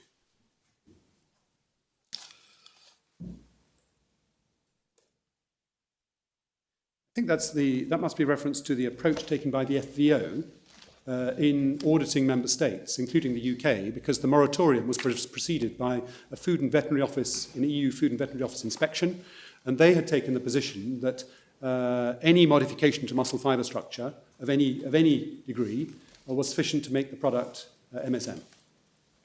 And just for information, do we have the relevant FVO instrument? There's no instrument, Lord, simply the reports. There are various reports in the bundles. There are about, I think, in total about 6 or 8 described in the High Court decision, the referring court decision, summarised. But there'll be no problem at all, my lords, in providing a copy of the FVO report, which again does not refer to the cutting point exception, the cutting point. Thank you. But nevertheless, I mean, although there are lots of clever people looking at this, the cutting point is simply something which had to be there, because otherwise, under criterion 3, what are you measuring? If criterion 3 will always be satisfied, because on every piece of meat which had been cut out of an animal, however large or small the piece, because obviously an animal is sectioned into at least 4 sections, and then they're cut down into smaller cuts. At every point, there will be, at every point where there is a separation, and indeed, for chicken, for example, the skin will tend to be ripped off. Every point of separation, there will be modification of muscle fibre structure. And so 42, we say, is simply a statement of the blindingly obvious. In 43 of the Court of Justice, 43 is a really important paragraph because that's what tells us what's the role of the third criterion. What is it there to do? And what 43 tells us, so it allows mechanically separated meat to be distinguished from the product obtained by cutting intact muscles. And the way we read that is to be distinguished from the product obtained by cutting meat with its muscle fibre structure intact. The latter product does not show a more general loss of modification of muscle fibre structure, but reveals a loss of modification of the muscle fibre structure, which is strictly confined to the cutting point. And then one reads on, that deals with, they say, the paragraph 37, consequently chicken breasts, which are detached from the carcass of the animal by mechanically operated cutting, rightly do not constitute mechanically separated meat.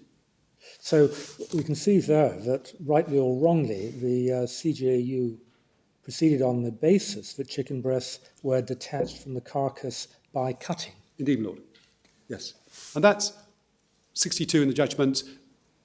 Obviously, that's the basis on which they weren't seeking any evidence or additional measures of instruction themselves, and that was their understanding. We could have clarified that at an oral hearing. They regarded this as a very straightforward case. No need for an oral hearing. So, I mean, the points... Why does one stress... I mean, why stress the distinction, we ask rhetorically, between MSM and meat at criterion 3 if, as my own friends contend, all intact muscles had been removed at the deboning stage? I mean, the reference in the third line of 43 to the latter product shows that there are intact muscles to be cut and assessed under criterion 3. all that the CJU is saying in this paragraph is that when you start off with something which is meat, the fact that you mechanically cut it in two does not mean that it ceases to be meat, either side of the cut. And that's important, either side of the cut, because where Malone and Friends' case leads him is that, well, if you cut, you've got a bone with some meat on it, and you cut it, the meat on my right is intact muscle, the meat on my left, still attached to the bone, is not.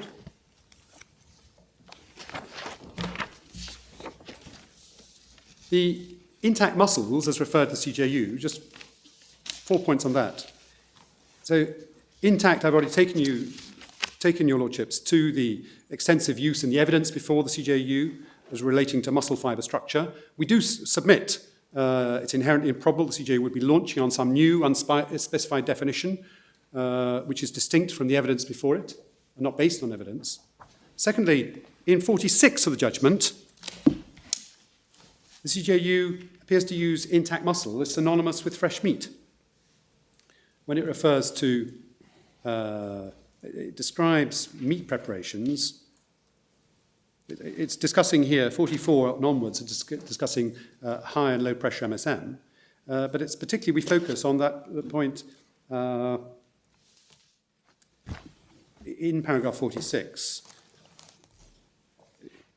about 4 lines down, whereas in accordance with the definition given in point 1.15, meat preparations may in principle be obtained only from fresh meat, possibly minced into fragments. That's the definition of meat preparation, fresh meat, possibly minced into fragments.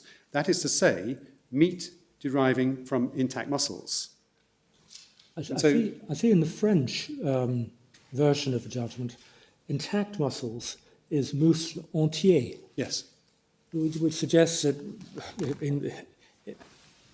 we're not talking so much, they're not talking about the structure of the fibrous structure of the meat, but rather the entireness of the muscle. Well, that's the way the FSA approach it. But that gives rise to the problems, which I'm going to come on to. Right, very well. The problems about what do we mean by intact. The French, it's tab 8 in the core volume. Could I just, before... Sorry, I was just asking where the French version was. Yes, Lord. Is it core 8? I think it's just outside the core. It's tab, it's right tab at the end 8 of the core. in the core Yes, volume. tab 8 in the core. Tab 8 in the core. Just before you leave the question of muscle structure, could you help me with this? You took us to the authorities bundle, page 51, and the description of low pressure MSM creation or removal. Yes. Did you tell us, and if you did, please repeat it for me now, if it's known what the fibrous structure of muscle removed using that sort of technique is?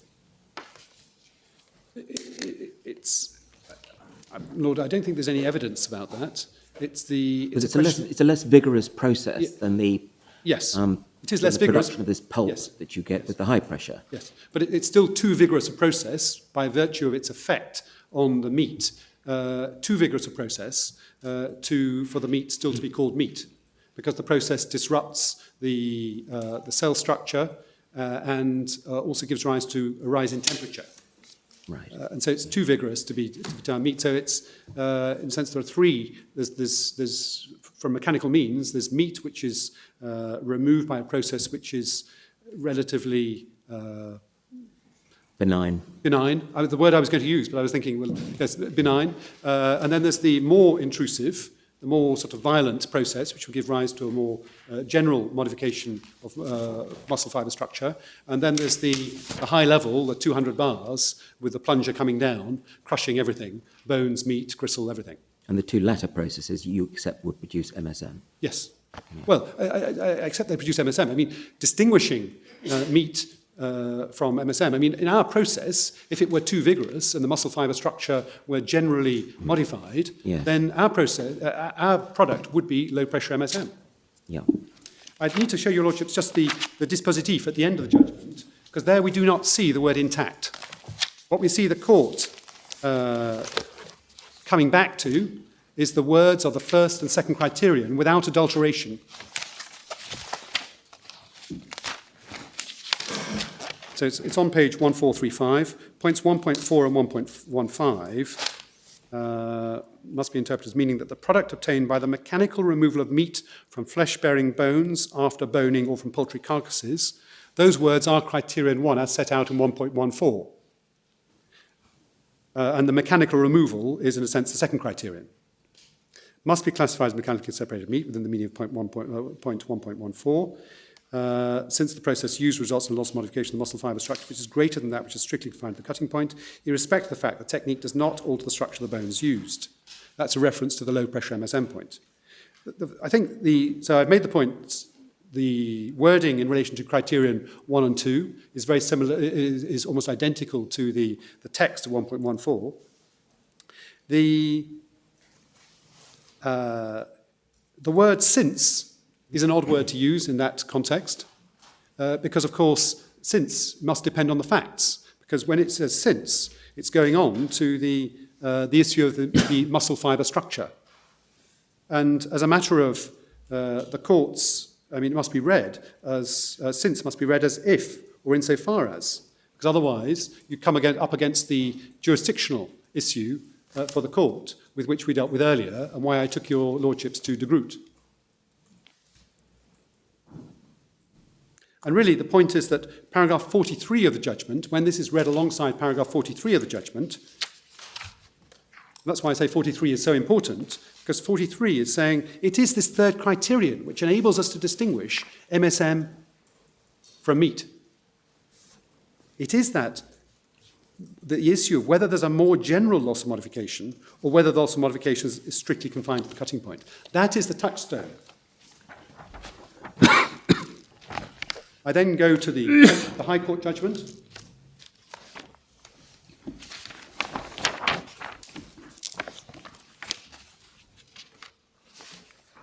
In fact, sorry, I should just go to one paragraph in the evidence, which was before the learned judge, just before going to that judgment. So 1464, if I can just pick up one paragraph in Mr. Manning's seventh witness statement.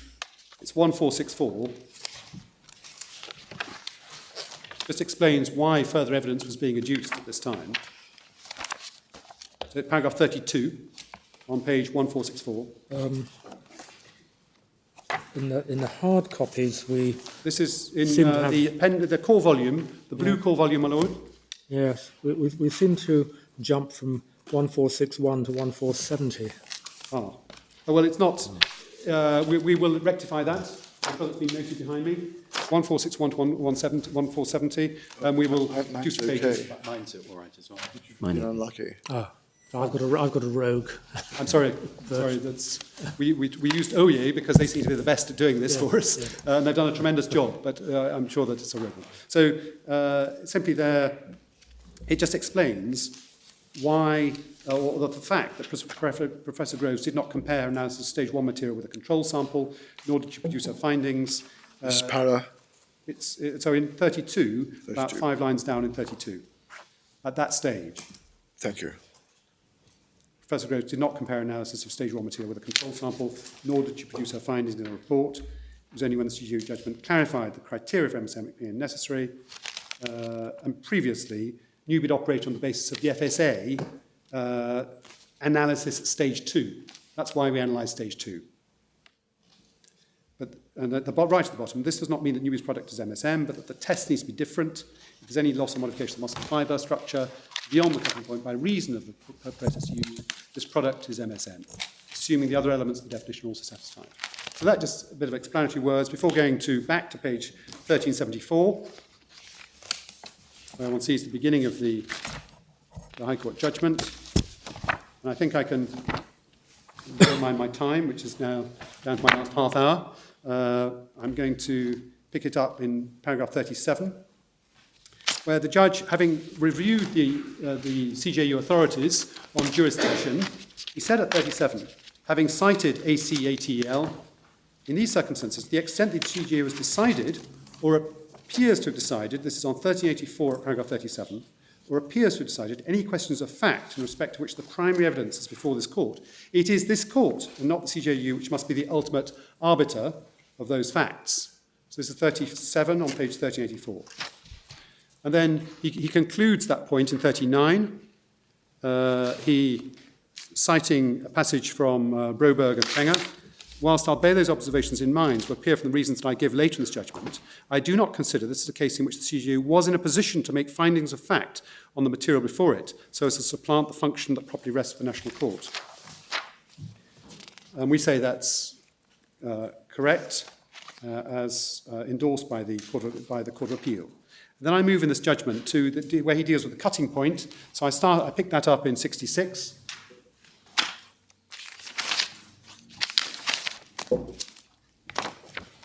Can I just ask, in his judgment, referring the questions to the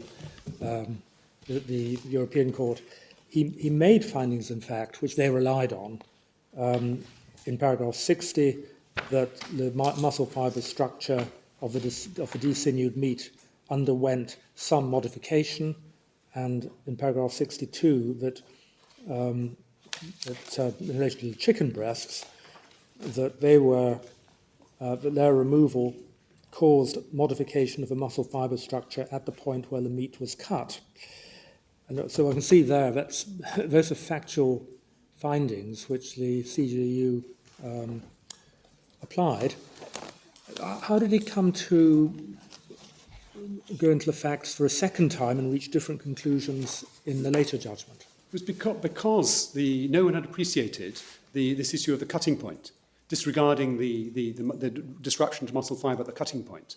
And so, in a sense, the approach the judge took, there was no dispute about the evidence which was put in before the judge when we came back from the CJU. It was not opposed in any way, so he didn't have to rule on it.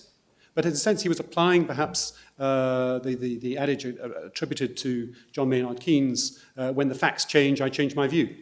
What do you do, sir?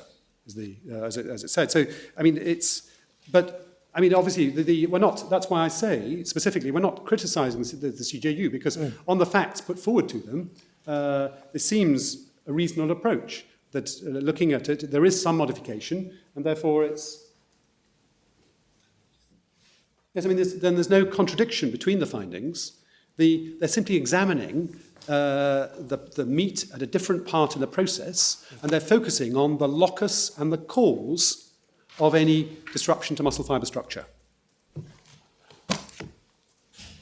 And really, it's the approach of the Conseil d'État in De Groot. It's the, do we need additional evidence? He was asking himself. And so in 66, the second half of 66, since the process used in the mechanical removal of meat, whether by the machines that remove meat from chicken carcasses or by those like Newby's for removing meat from bones at low pressure, do not involve cutting the meat by the use of sharp blades. Cutting means severance or separation. And 68, the judgment provides no clear explanation of what's meant by the cutting point. It seems to me it refers to the points at which the meat has been severed or separated during the process of recovering it.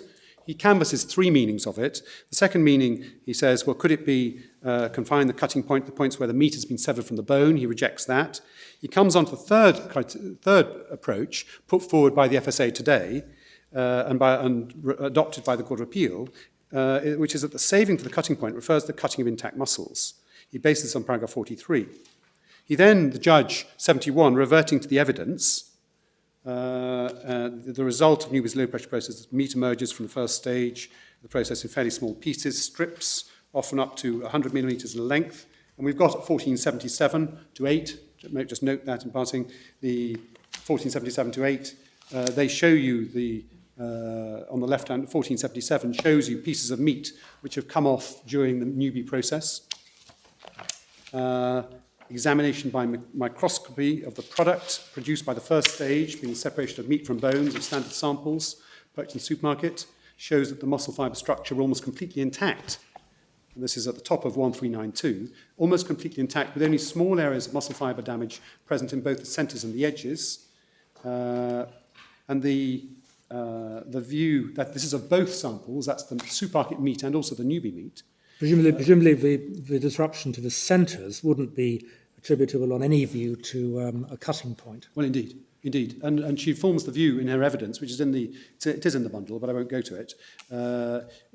She forms the view that was due to the freezing process. Sorry? Or freezing or handling. What does handling mean in this case? Handling the meat, so moving the meat, sort of Nothing to do with the process of removing it. from nothing to do with the carpet. process of removing it, was her view. What's the reference to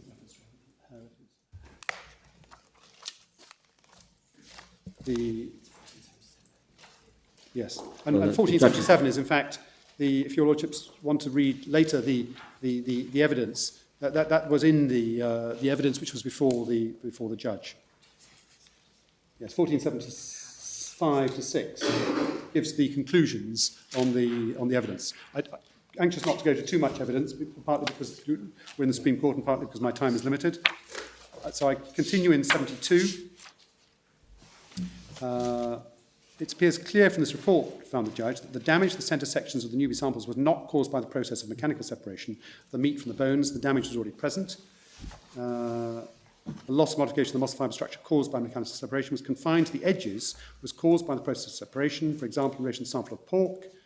The finding in relation to the pork sample is the finding. And so 74, the conclusion, if the cutting point means any point of separation, then in my view there's nothing in the report by Professor Grove suggests there's any loss or modification of the muscle fibre structure caused by the mechanical separation process that was not strictly confined to the cutting point. I accept this evidence. He then deals with the point... It's a curious way of putting it, because he appears to be accepting the evidence that there was nothing in the report to suggest there was any loss or modification other than at the cutting point. But you say she went further in her evidence than that. She did. Yeah. There might be thought to be a bit of an Alice in Wonderland quality to this. The commission, the court in Luxembourg has mistakenly thought that cutting was involved in the chicken breasts, and so they've on that basis they've worked out an explanation for why chicken breasts are treated differently. And then on the assumption that the same must be capable of applying to the Newby process, one then reads cutting as meaning other forms of severance, and then it develops, then it arrives at the conclusion that provided the damage is at the point of severance, well, you're in the same position as the chicken breasts were when they were cut. Well, indeed, my Lord, of course, and when the Court of Justice, I was chair of the liaison committee with the Court when they introduced the rule whereby they could refuse an oral hearing, and they said they wouldn't use it in any case where there was where an oral hearing would be useful. But of course, the way in which these rules are used and where the basis in which they're introduced is sometimes something different. And this case was a case which would have benefited from an oral hearing. But they were treating it as fairly standard. There was no change. They weren't purporting to change the law, we say. They were simply paraphrasing the requirements and then applying them, they thought, in a fairly non-contentious way. But I keep on sort of remembering the Amir case where exactly the same happened. I said in my judgment, and in fact, following the case, I remember talking to a judge of the European Court, and he said, send me the decision, we're interested, because, of course, it's very difficult from that level to spot what is going to be a difficult case and what isn't. Mm-hmm. But is the answer for us, then, to send it back to them or to do our best with such guidance as we can get? Mm-hmm. Yes, it's... The problem, as were observed in both in HS2 and in AMIA, the problem of sending it back. What we say is here that the meaning of intact muscle is clear. The basis on which the only evidence on which they could have taken that was intact muscle means skeletal muscle. We agree with the Commission on that, and so the law we say is clear. And what we're really dealing with is a misapprehension, or in a sense, the application of the law to the facts, which is not justified on the facts as found by the judge. But of course, the CJU couldn't know that. And there will be these cases, but I'm not seeking to dissuade the Court of Justice from giving its view. As I referred to the judicial dialogue earlier, it's obviously helpful. But in terms of the constitutional position, it doesn't detract from the fact that this court and the judge and the Court of Appeal are seized of the issue of how to determine. They have the responsibility. You have the responsibility of determining the result of this case. And since it goes back to the origins of the Court of Justice process, one goes back to, there was the statute of Carolina in 1532 in Germany, whereby they would seek the view of the jurists on the meaning of particular elements of the law. That was in the criminal law context. But it's seeking the view on the law Yeah, but here, I mean, apart from what might have happened in Germany in the past, here, the FSA's fallback position is that if we are in doubt, we should refer it back. And I suspect they have in mind the risk that if we get the law wrong and go out on a limb, then we will, so long as we're in the common market, then the Commission may start taking enforcement proceedings. And so it's quite a delicate balance between us sort of taking a limb, taking a line as a sort of national court, but risking getting out of line with what is the EU law.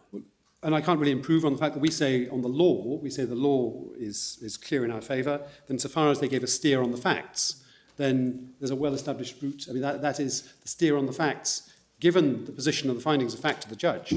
That is not something which, in a sense, should be before them anyway on a further reference, because that's the task for the National Court. Yeah. I wondered whether one might look at paragraph 43 in the CJEU judgment as an attempt, it seems on the basis of what may be a misunderstanding of the fact, to put chicken carcasses in the same position as deboned carcasses of other animals, because it's a peculiarity of the definition in 1.14 that you only get to the possibility of MSM in relation to other animals once they've been deboned. But it's all of a chicken carcass, poultry carcass. But, Lord, I mean, I suppose the first thing to say about that is that the chicken breasts were simply an example. They were one of the absurd examples. The same issue arises in relation to, I think it's 57 in this judgment we're going through at the moment. 57, the loin of pork, yes. 1389. Take an example from a pig, the meat of the loin, which lies inside a rack of pork. So all the ribs in line, including the loin meat, and you can choose either to possibly to separate out the bones to get the spare ribs, or you can simply chop vertically and make lots of chops. But I mean, the notion that once you've cut off a chop, clearly the loin meat then underneath, the full muscle underneath, is no longer intact at that time. But nobody would suggest that that's not meat. But what remains is not meat. But forgive me, we raised this before. All of this is meat. So when you say no one would suggest that's not meat, the regulation doesn't suggest it's not meat. Well, yes, not meat in the sense of meat as distinct from MSM. All right. That's one of the reasons I asked. It was by reference to the reference to pork. Was there a clear understanding of what boning amounted to? Well, indeed, and Just in relation to the loin of pork, do we have any information about how the Commission regards that? we don't. And on the boning point, my Lord, I should have perhaps shown your Lordships in 65 on 1391. Just the last four lines of it, the words flesh-bearing bones after boning in paragraph 1.14 are not ambiguous, and until the gloss included in paragraph 41, hitherto there have been any real uncertainty as to what they meant. Accordingly, I reject Newby's submission that the first condition is not satisfied. So that he was going back on criterion 1, going back to the words of 1.14 and applying the words. It's deboning is simply a factual question. Has there been some prior attempt to remove the meat from this bone?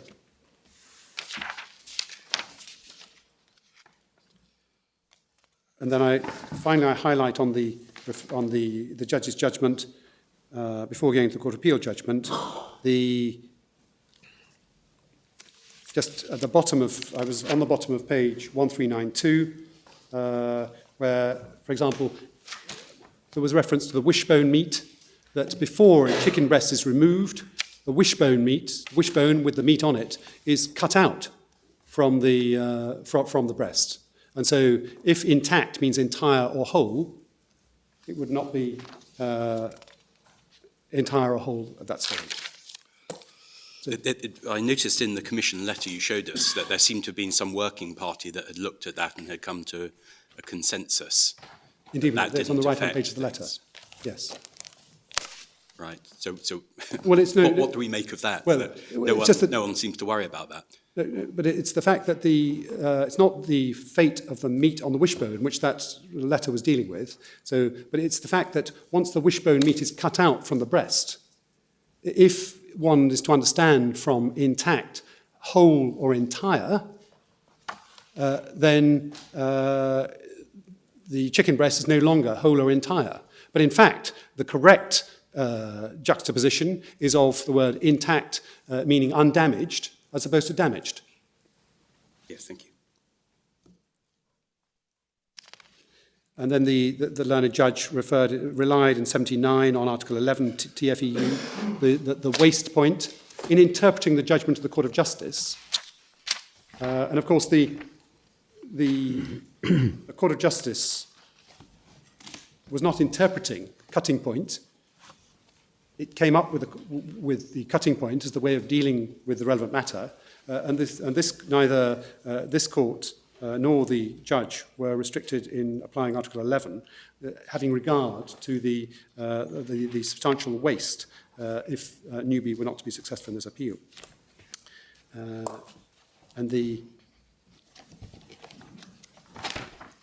So I think to summarise on the judge's judgment, there were 5 differences on the facts.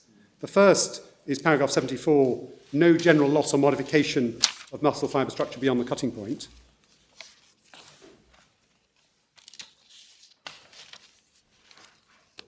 The second is paragraph 89, Newby product not obtained from bone scrapings.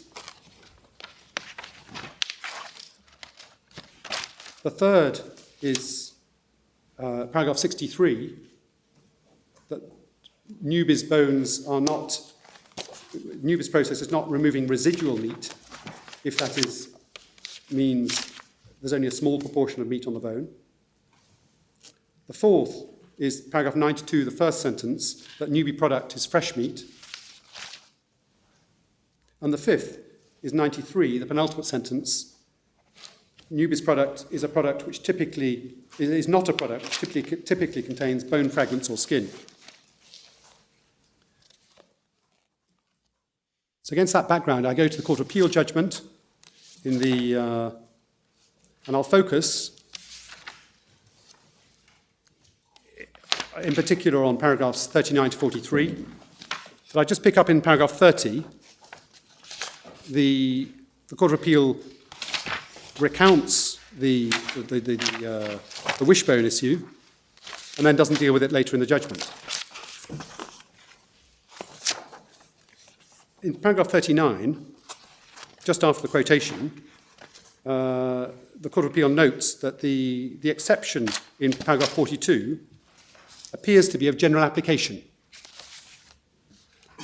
And that's certainly the way it's approached in paragraph 42, but also in the dispositif. It appears to be general. The Court of Appeal, in fact, doesn't mention the dispositif here. But the Court of Appeal argues that the cutting point is to be limited by reference to Newby's example of the absurdity if any modification to the muscle fibre structure was sufficient. That's the chicken breasts. So where interpretations A and B are possible, but interpretation A would lead to absurd results, so interpretation B is adopted, all we say is that interpretation B is not limited to preventing the specific absurd result, but consistency in the purpose of regulations requires that it be more generally applicable. In any event, what we are talking about, the cutting point, is about the practical reality. That factually, for a chicken breast, skin is separated, wishbone is removed, the breast is torn off. So there is in practice more than one cut. Because in 39, the Court of Appeal refers to about 5 lines up from the bottom, would necessarily involve a loss of modification of the fibre structure at the point at which the breast was cut away. And the same point arises later. I don't know whether there's another reference to the point. That's right. In 41, one also sees that about 4 lines up from the bottom of 41, the muscle fibre structure at other points, in addition to the point from which the intact muscles have been removed. Removal of meat from bones involves a series of cuts or shearings. And so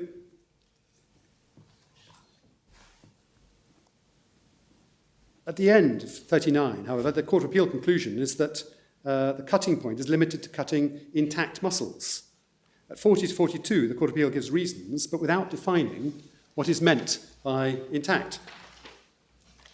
What we say about these paragraphs, the first point I've already made is that it's critical that the meaning adopted gives effect to both criterion 1 and criterion 3. Because the words of criterion 1 and the CGU paraphrase emphasize, well, I'm sorry, I won't.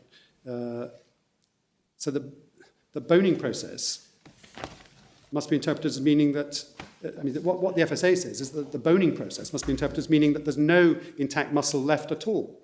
But in that case, and there's no rule at all, we say, for the third criterion. But on the other hand, the CJU had stressed that the criterion 3, this is paragraph 43 of their judgment, was the basis on which you distinguished meat from MSM. And so we rely on the effet utile to the third criterion. Second point we make is that in 42, the Court of Appeal, it's at the end of 42, at the bottom of the page, 1364,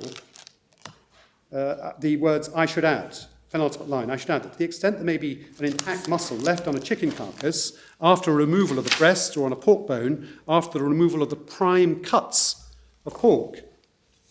In a sense, so the prime cuts, we don't find anywhere in the legislation, obviously one might refer to prime cuts, but one man's prime cut is not the same as another man's prime cut, as Mr. Bagley says in the evidence. And what this sentence reveals is that, in a sense, there are at least 3 subcategories of meat being developed here. There's prime cuts, there's intact muscle after prime cuts have been removed, and there's muscle meat which is not intact after removal of prime cuts. This is intact, of course, in the FSA, in the Court of Appeal sense.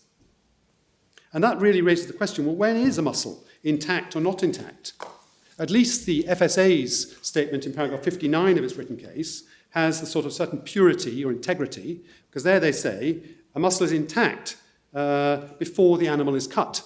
So once you've got the whole carcass, it's obviously true. But the question is, at what point, after you start to section the animal into the different sections and then cut it down into smaller portions, at what point do muscles on the FSA's basis move from being intact to not intact? Because the legislation itself, and I'll just give your lordships the reference, 85404, Article 5.2 at MS 425, expressly envisages the subsequent cutting up into different parts. And Mr. Bagley's evidence, right at the end of the Appendix Part 2, deals with that. And there is, because this point I've already mentioned in 39 and 41, running through these paragraphs is this sense that there is a single point at which a meat is cut from the bone. I recall vividly Mr. Coppell's example to the Court of Appeal. There's the cut is like that. But this, we say, it's simply, there's no evidence on that. And in fact, the evidence is contrary to that, because the Court of Appeal said, other points in addition to the point from which the intact muscles have been removed. So the concern seems to be, perhaps if the chart. We have a little plan. Obviously, we're not artists, but we've done our best to do a little plan for the purposes of exposition, which my junior is handing round.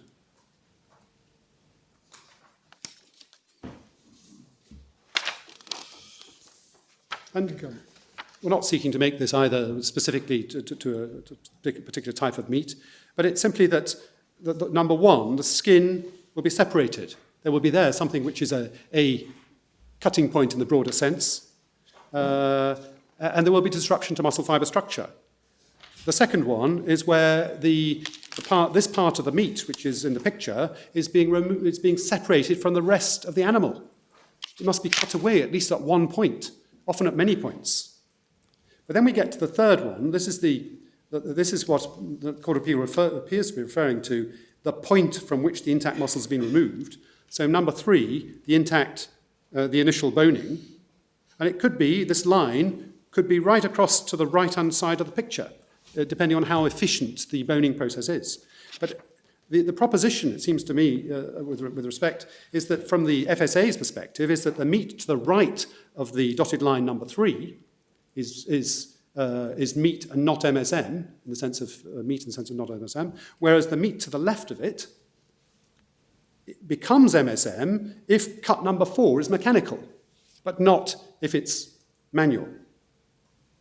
And so, and what we say is that what this leads to is a form of unrealism. That cutting into portions for sale in accordance with customer preference, it's simply, the animals that I've learned on this case are divided in any number of different ways. And so we say that and finally we make the point that on the FSA's definition, the chicken breasts, I've already said, would not qualify as whole because of the wishbone point. There's a particular problem with the second reason given in paragraph 40 of the Court of Appeal, because there they say that, well, there would be a problem if there were repeated mechanical cutting. But the product of whether the product of multiple mechanical cutting would or would not qualify as MSM is simply, one simply has to focus on the criteria actually contained in criterion 3. So whether or not the repeated cutting qualifies MSM depends on whether there is the more general modification of muscle fibre structure beyond the cutting point. And the premise on which this argument in the Court of Appeal proceeds, it says there's a risk, 3 lines up from the bottom of, or 4 lines up from the bottom of that paragraph 40, that is this multiple cutting, if multiple cut meat were meat not MSM, meat in the sense of not MSM, defeat the purpose of the classification. But the premise on which this argument proceeds, I mean, we don't see what the purpose of the classification is, because criterion 3 is identifying whether there's a relevant change in the meat, such as proteins have leaked out, such as the temperature has risen, which will give rise to hygiene concerns. And the purpose of this classification is to classify for hygiene purposes. And in paragraph 47.1 of our written case, we seek to amplify slightly on that submission. The third submission in paragraph 40, where the paragraph that the CJU applies the principle to particular facts of the case. I mean, the problem with that, of course, is the respects I've already listed. I think it was 5 or 6 respects where the findings of fact of the judge differ from those in the CJU understanding. Specifically, for example, on the CJU understood that Newby's product was bone scrapings. And yet there was already a finding of fact by the FSA in an email or letter from Rosalind Glover many years ago, I think 2009 or something of that ilk, it's in the papers, that said that our product was not bone scrapings. So the problem with relying on the CJU's application of the principle to the particular facts of the case is that the facts, through no fault of the CJU, were not, the facts on which they operated were not sufficient or complete. The final reason given by the Court of Appeal in this section for disagreeing with the judge, it said that it wasn't legitimate for the judge to have regard to the waste of the meat in Article 11 TFEU. But, of course, as I've said, the CJU was not interpreting the scope of the cutting point exception. They were discovering it. And so, as argued at paragraph 43 of Newby's written case, the real wastage and loss of this good meat, that is where my client started from in inventing this whole process, in the sense of the process they used in order to create a stage 1 product. They were seeking to prevent the loss of this meat, because one of the clients is trained as a butcher originally. You could see this meat going to waste unless it were used. How do you say, are you going to say that this comes into the issue of interpretation?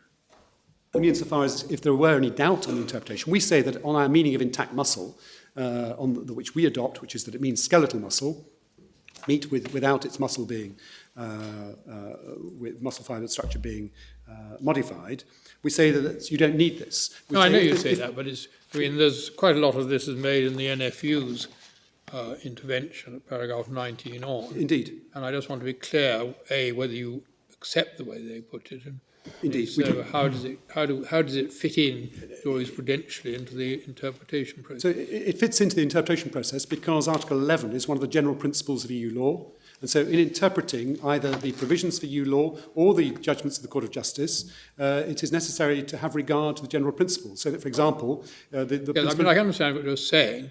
And can you think of an example of a case where the European Court has sort of modified its interpretation having regard to something as general as that?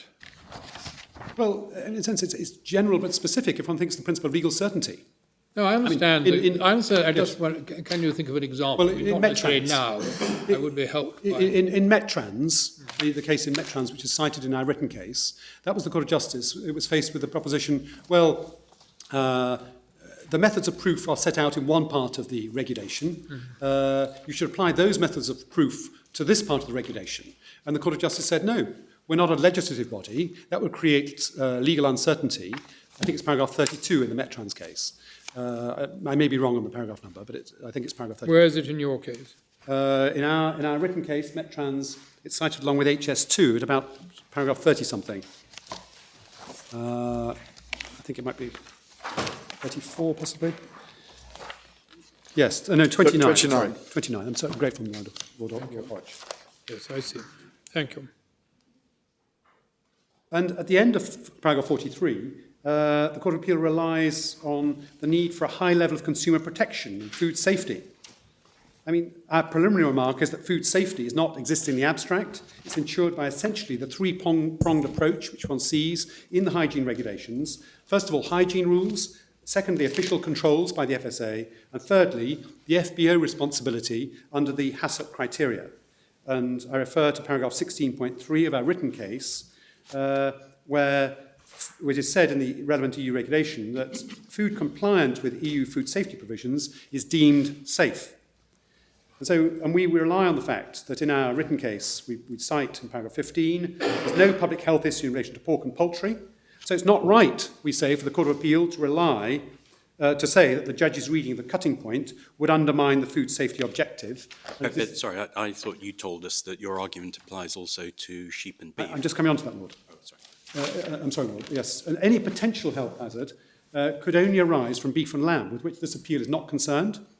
The judge is correct that the health argument is circular. This is 47 to 49 of the referring court judgment. Because if the product is MSM, then the production is prohibited. But this appeal is not concerned with beef and lamb because Newby had no interim relief in respect of beef and lamb, therefore no products to test as to whether the disruption was in the centre or at the cutting point. In order to have such products, after the Court of Justice decision, they would have to have set up production, got a machine, set up the production for beef and lamb because it is a different... The settings of the machine, I'm not sure whether the machines are different, certainly the settings on the machine are different because the nature of chicken carcass is different to beef and lamb. And so it's not correct, we say, to argue, as the FSA does, that we have abandoned beef and lamb. We were simply snookered in raising that issue. And so we have not been able to pursue that issue at the moment. Sorry, I thought the CJEU rely in part on the... what it regarded as important hygiene concerns in relation to beef and lamb. But they did. And as I understand your argument, the definition of MSM is going to be the same whether we're talking about poultry, pork, or beef and lamb. So why are the concerns of the CJEU relevant to beef and lamb, not also relevant to the definition of MSM? But what they were pointing out was that if they were relaxed or lax on the definition of MSM, then that would lead to MSM being created from beef and lamb. Yes. And so they were referring to that because we must be strict on the definition of MSM. So we've got to take obviously the court's definition of MSM. But of course there is a circularity, as the judge observed in 47 to 49 of the referring court judgment, because it's only if the product is MSM that production is prohibited. Otherwise, then the specified risk material in TSE terms is removed from the animal before it arrives in a cutting plant. That's removed by the abattoir at the time it's cut up, the dorsal ganglia in the 1999 regulation. Sorry, I thought you could use MSM by the low pressure method, which is what we're talking about here, in meat preparations. Not beef and lamb. Ah, I see. So, not, right. not beef and lamb. I'm sorry, I should have clarified that earlier. Okay. So can you, just for information, can you use beef and lamb MSM for anything? No. Right. No, you can't. You can't produce it. So what we say about this point is simply that if any judgment of this court were to be applied to beef and lamb for the future, then approval would be sought. But that is a separate case. And we're not in a position, we'd have to seek regulatory approval, and there would be, and we have to get evidence, and we'd have to get the satisfactory evidence to show that any modification of muscle fibre structure was only at the cutting point. Thank you. But of course, and we make the points under the heading, the red herring. I'm conscious I'm at the end of my submissions in terms of time, and I may be able to deal with a few more points in reply. But unless I can assist your lordships further at this stage, I feel I ought to let Mr. Coppell his feet. But, Thank you very much indeed, Mr. Mercer. Mr. Legg, do you follow? No. Mr. Coppell.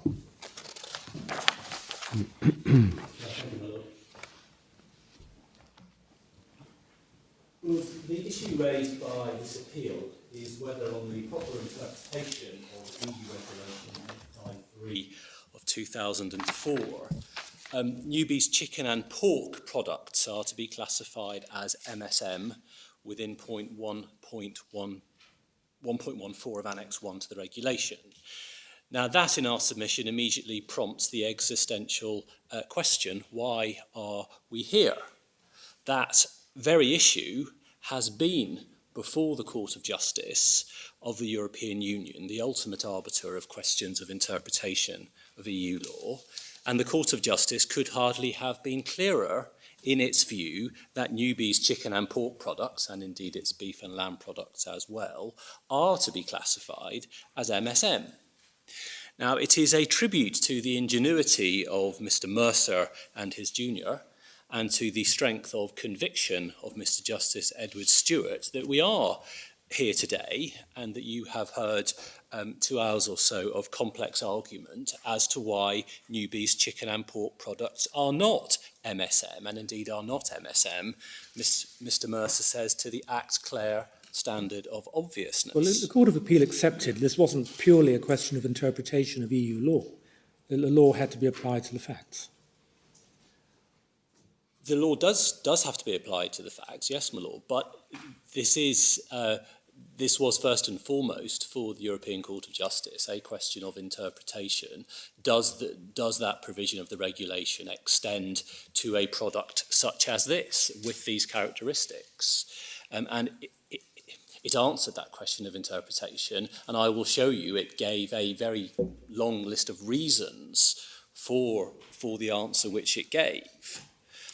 Now, I'm going to invite the court, rather more straightforwardly, we say, to apply the ruling of the Court of Justice in accordance with that court's manifest intention, and to decide this case in the same way that it was decided by the Court of Justice, and to rule that Newby's chicken and pork products are MSM, and to dismiss the judicial review challenge from which this appeal has emerged, which was, as the court will know, to the FSA's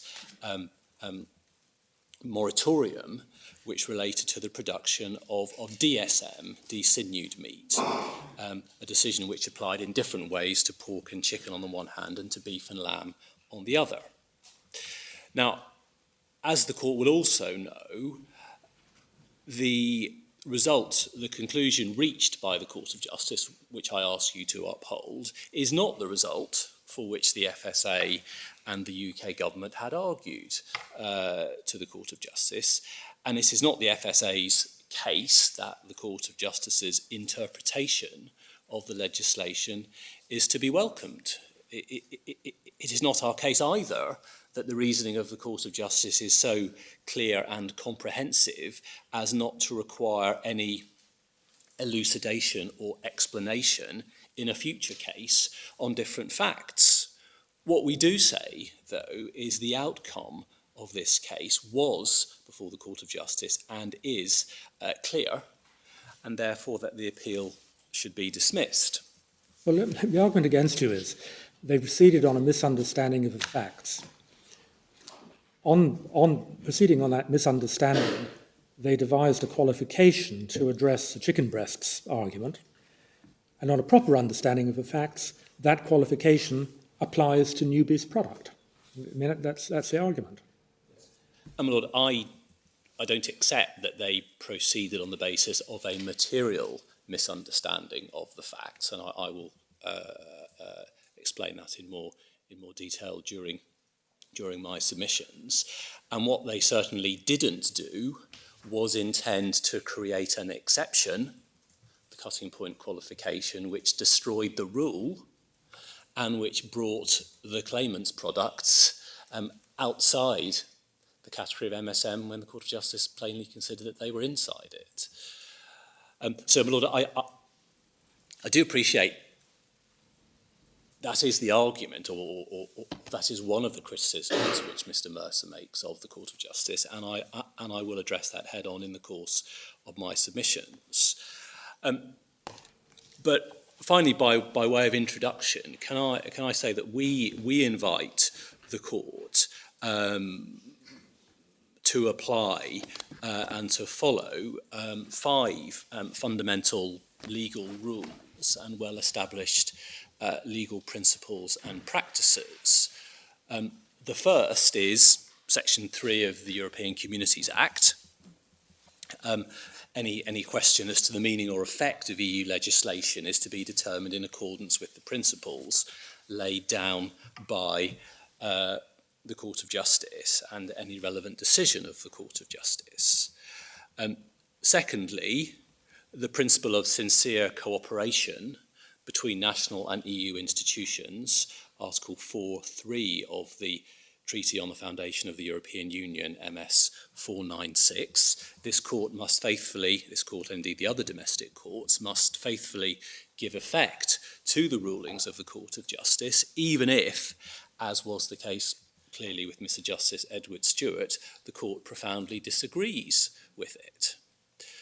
Third principle, under the Article 234 preliminary reference procedure, although the Court of Justice does not formally determine the outcome of domestic proceedings, where it has been presented with the facts that it needs, the court is entitled to interpret legislation and to decide a reference in such a way as to make clear what that outcome should be, albeit that the court usually expresses itself at a level of generality, which we'll see from the authorities a little later. The fourth principle that we rely on is the principle of comity and respect between the domestic and the international court. Newby's proposed interpretation of the regulation rests upon a number of serious criticisms, implicit and explicit, of the Court of Justice.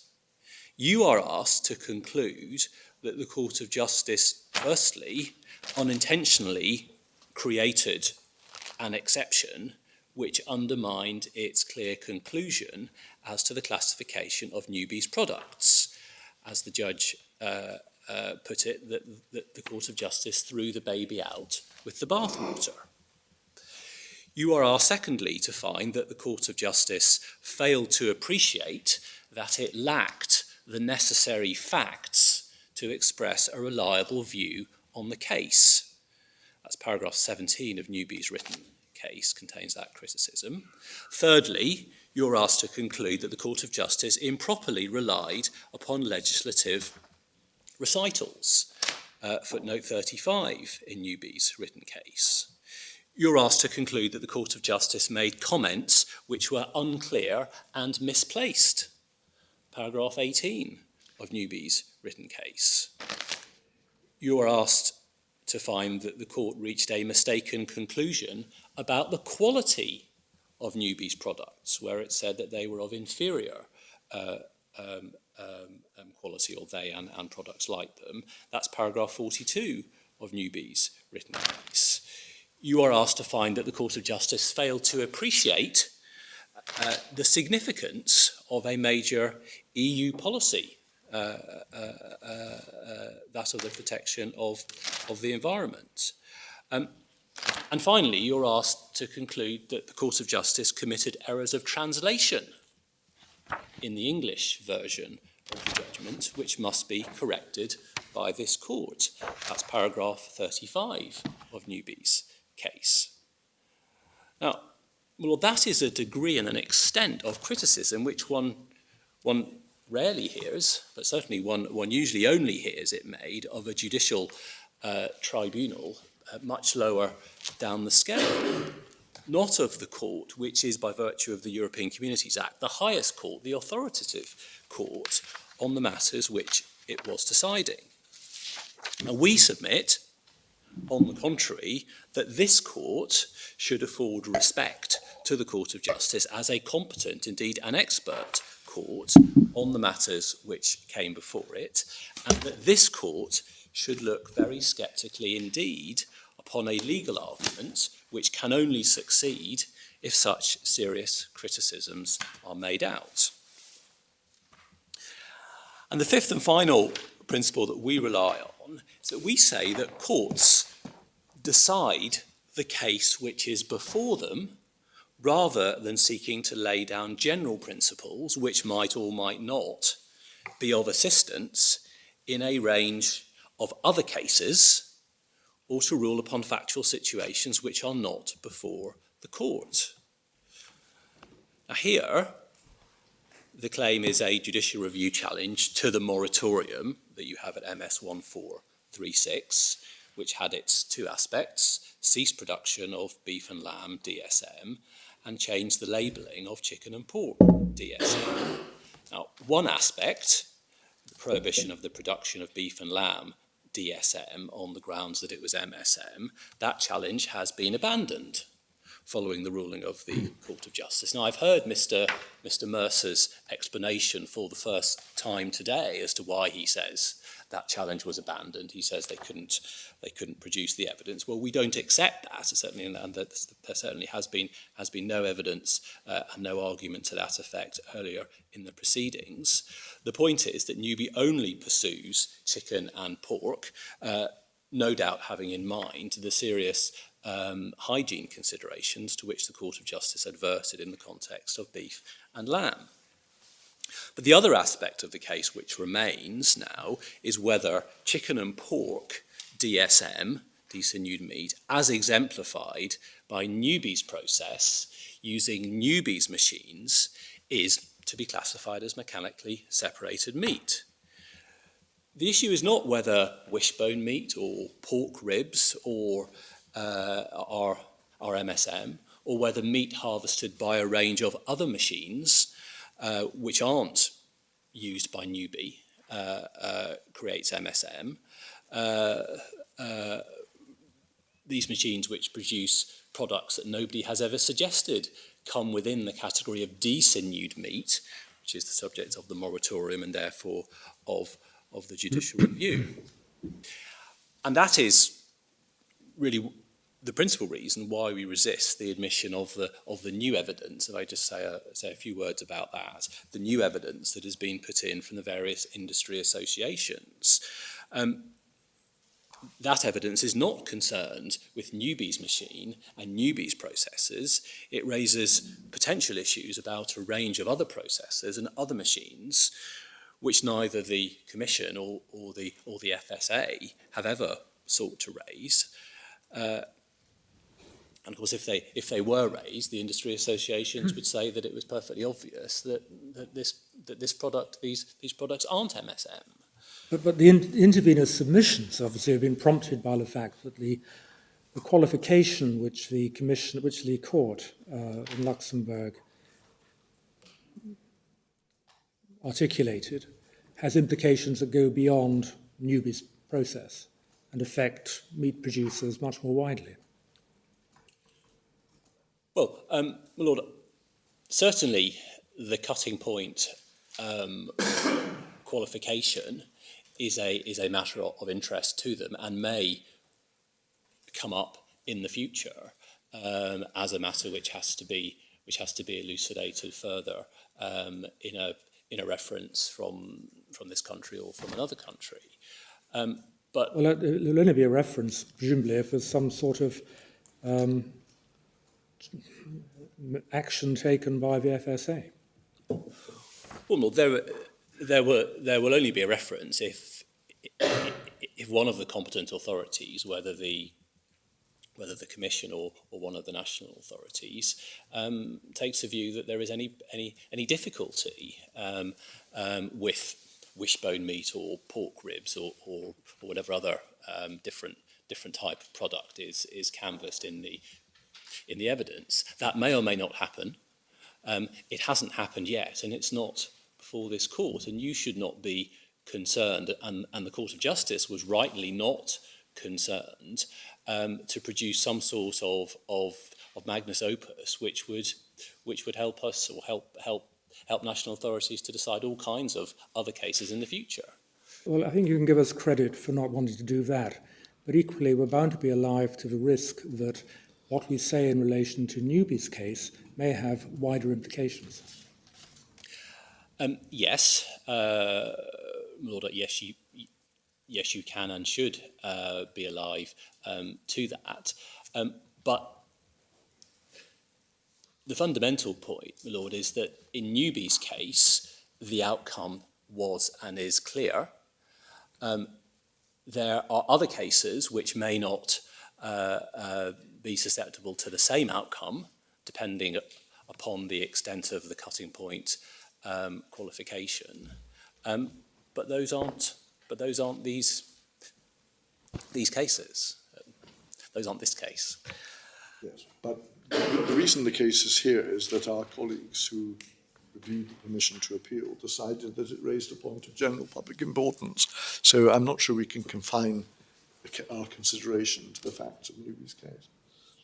Well, my Lord, certainly much was made in the application for permission to appeal about the constitutional significance of this case as raising issues of the proper role of the domestic courts as compared to the Court of Justice, and it may be that was in mind that was in the mind of those granting permission to appeal. We submit, and I'll explain further after the short adjournment, that there is no such constitutional issue. The Court of Appeal read and correctly read the judgment of the Court of Justice in a different way to the way in which it had been read by the High Court judge. Nothing constitutional about that. Right, I mean, if we're breaking soon, your 5 propositions that you started with about our sort of way to treat Yes. European court cases seem to me echo my own dissenting judgment in the Amir case. Yes. But the majority took a different view there. Are you going to say anything about where we stand on that? Because, or are you coming back to that? Yes, I'm going to come back to that, and I'm going to say that this case is a long way away from what happened in Amir, and indeed what's happened in any of the other authorities, the many authorities which Mr. Mercer has put before the court to demonstrate the proper role of the Court of Justice. So yes, my Lord, I am going to come back to that. But will this be a convenient moment? Very well, we'll adjourn.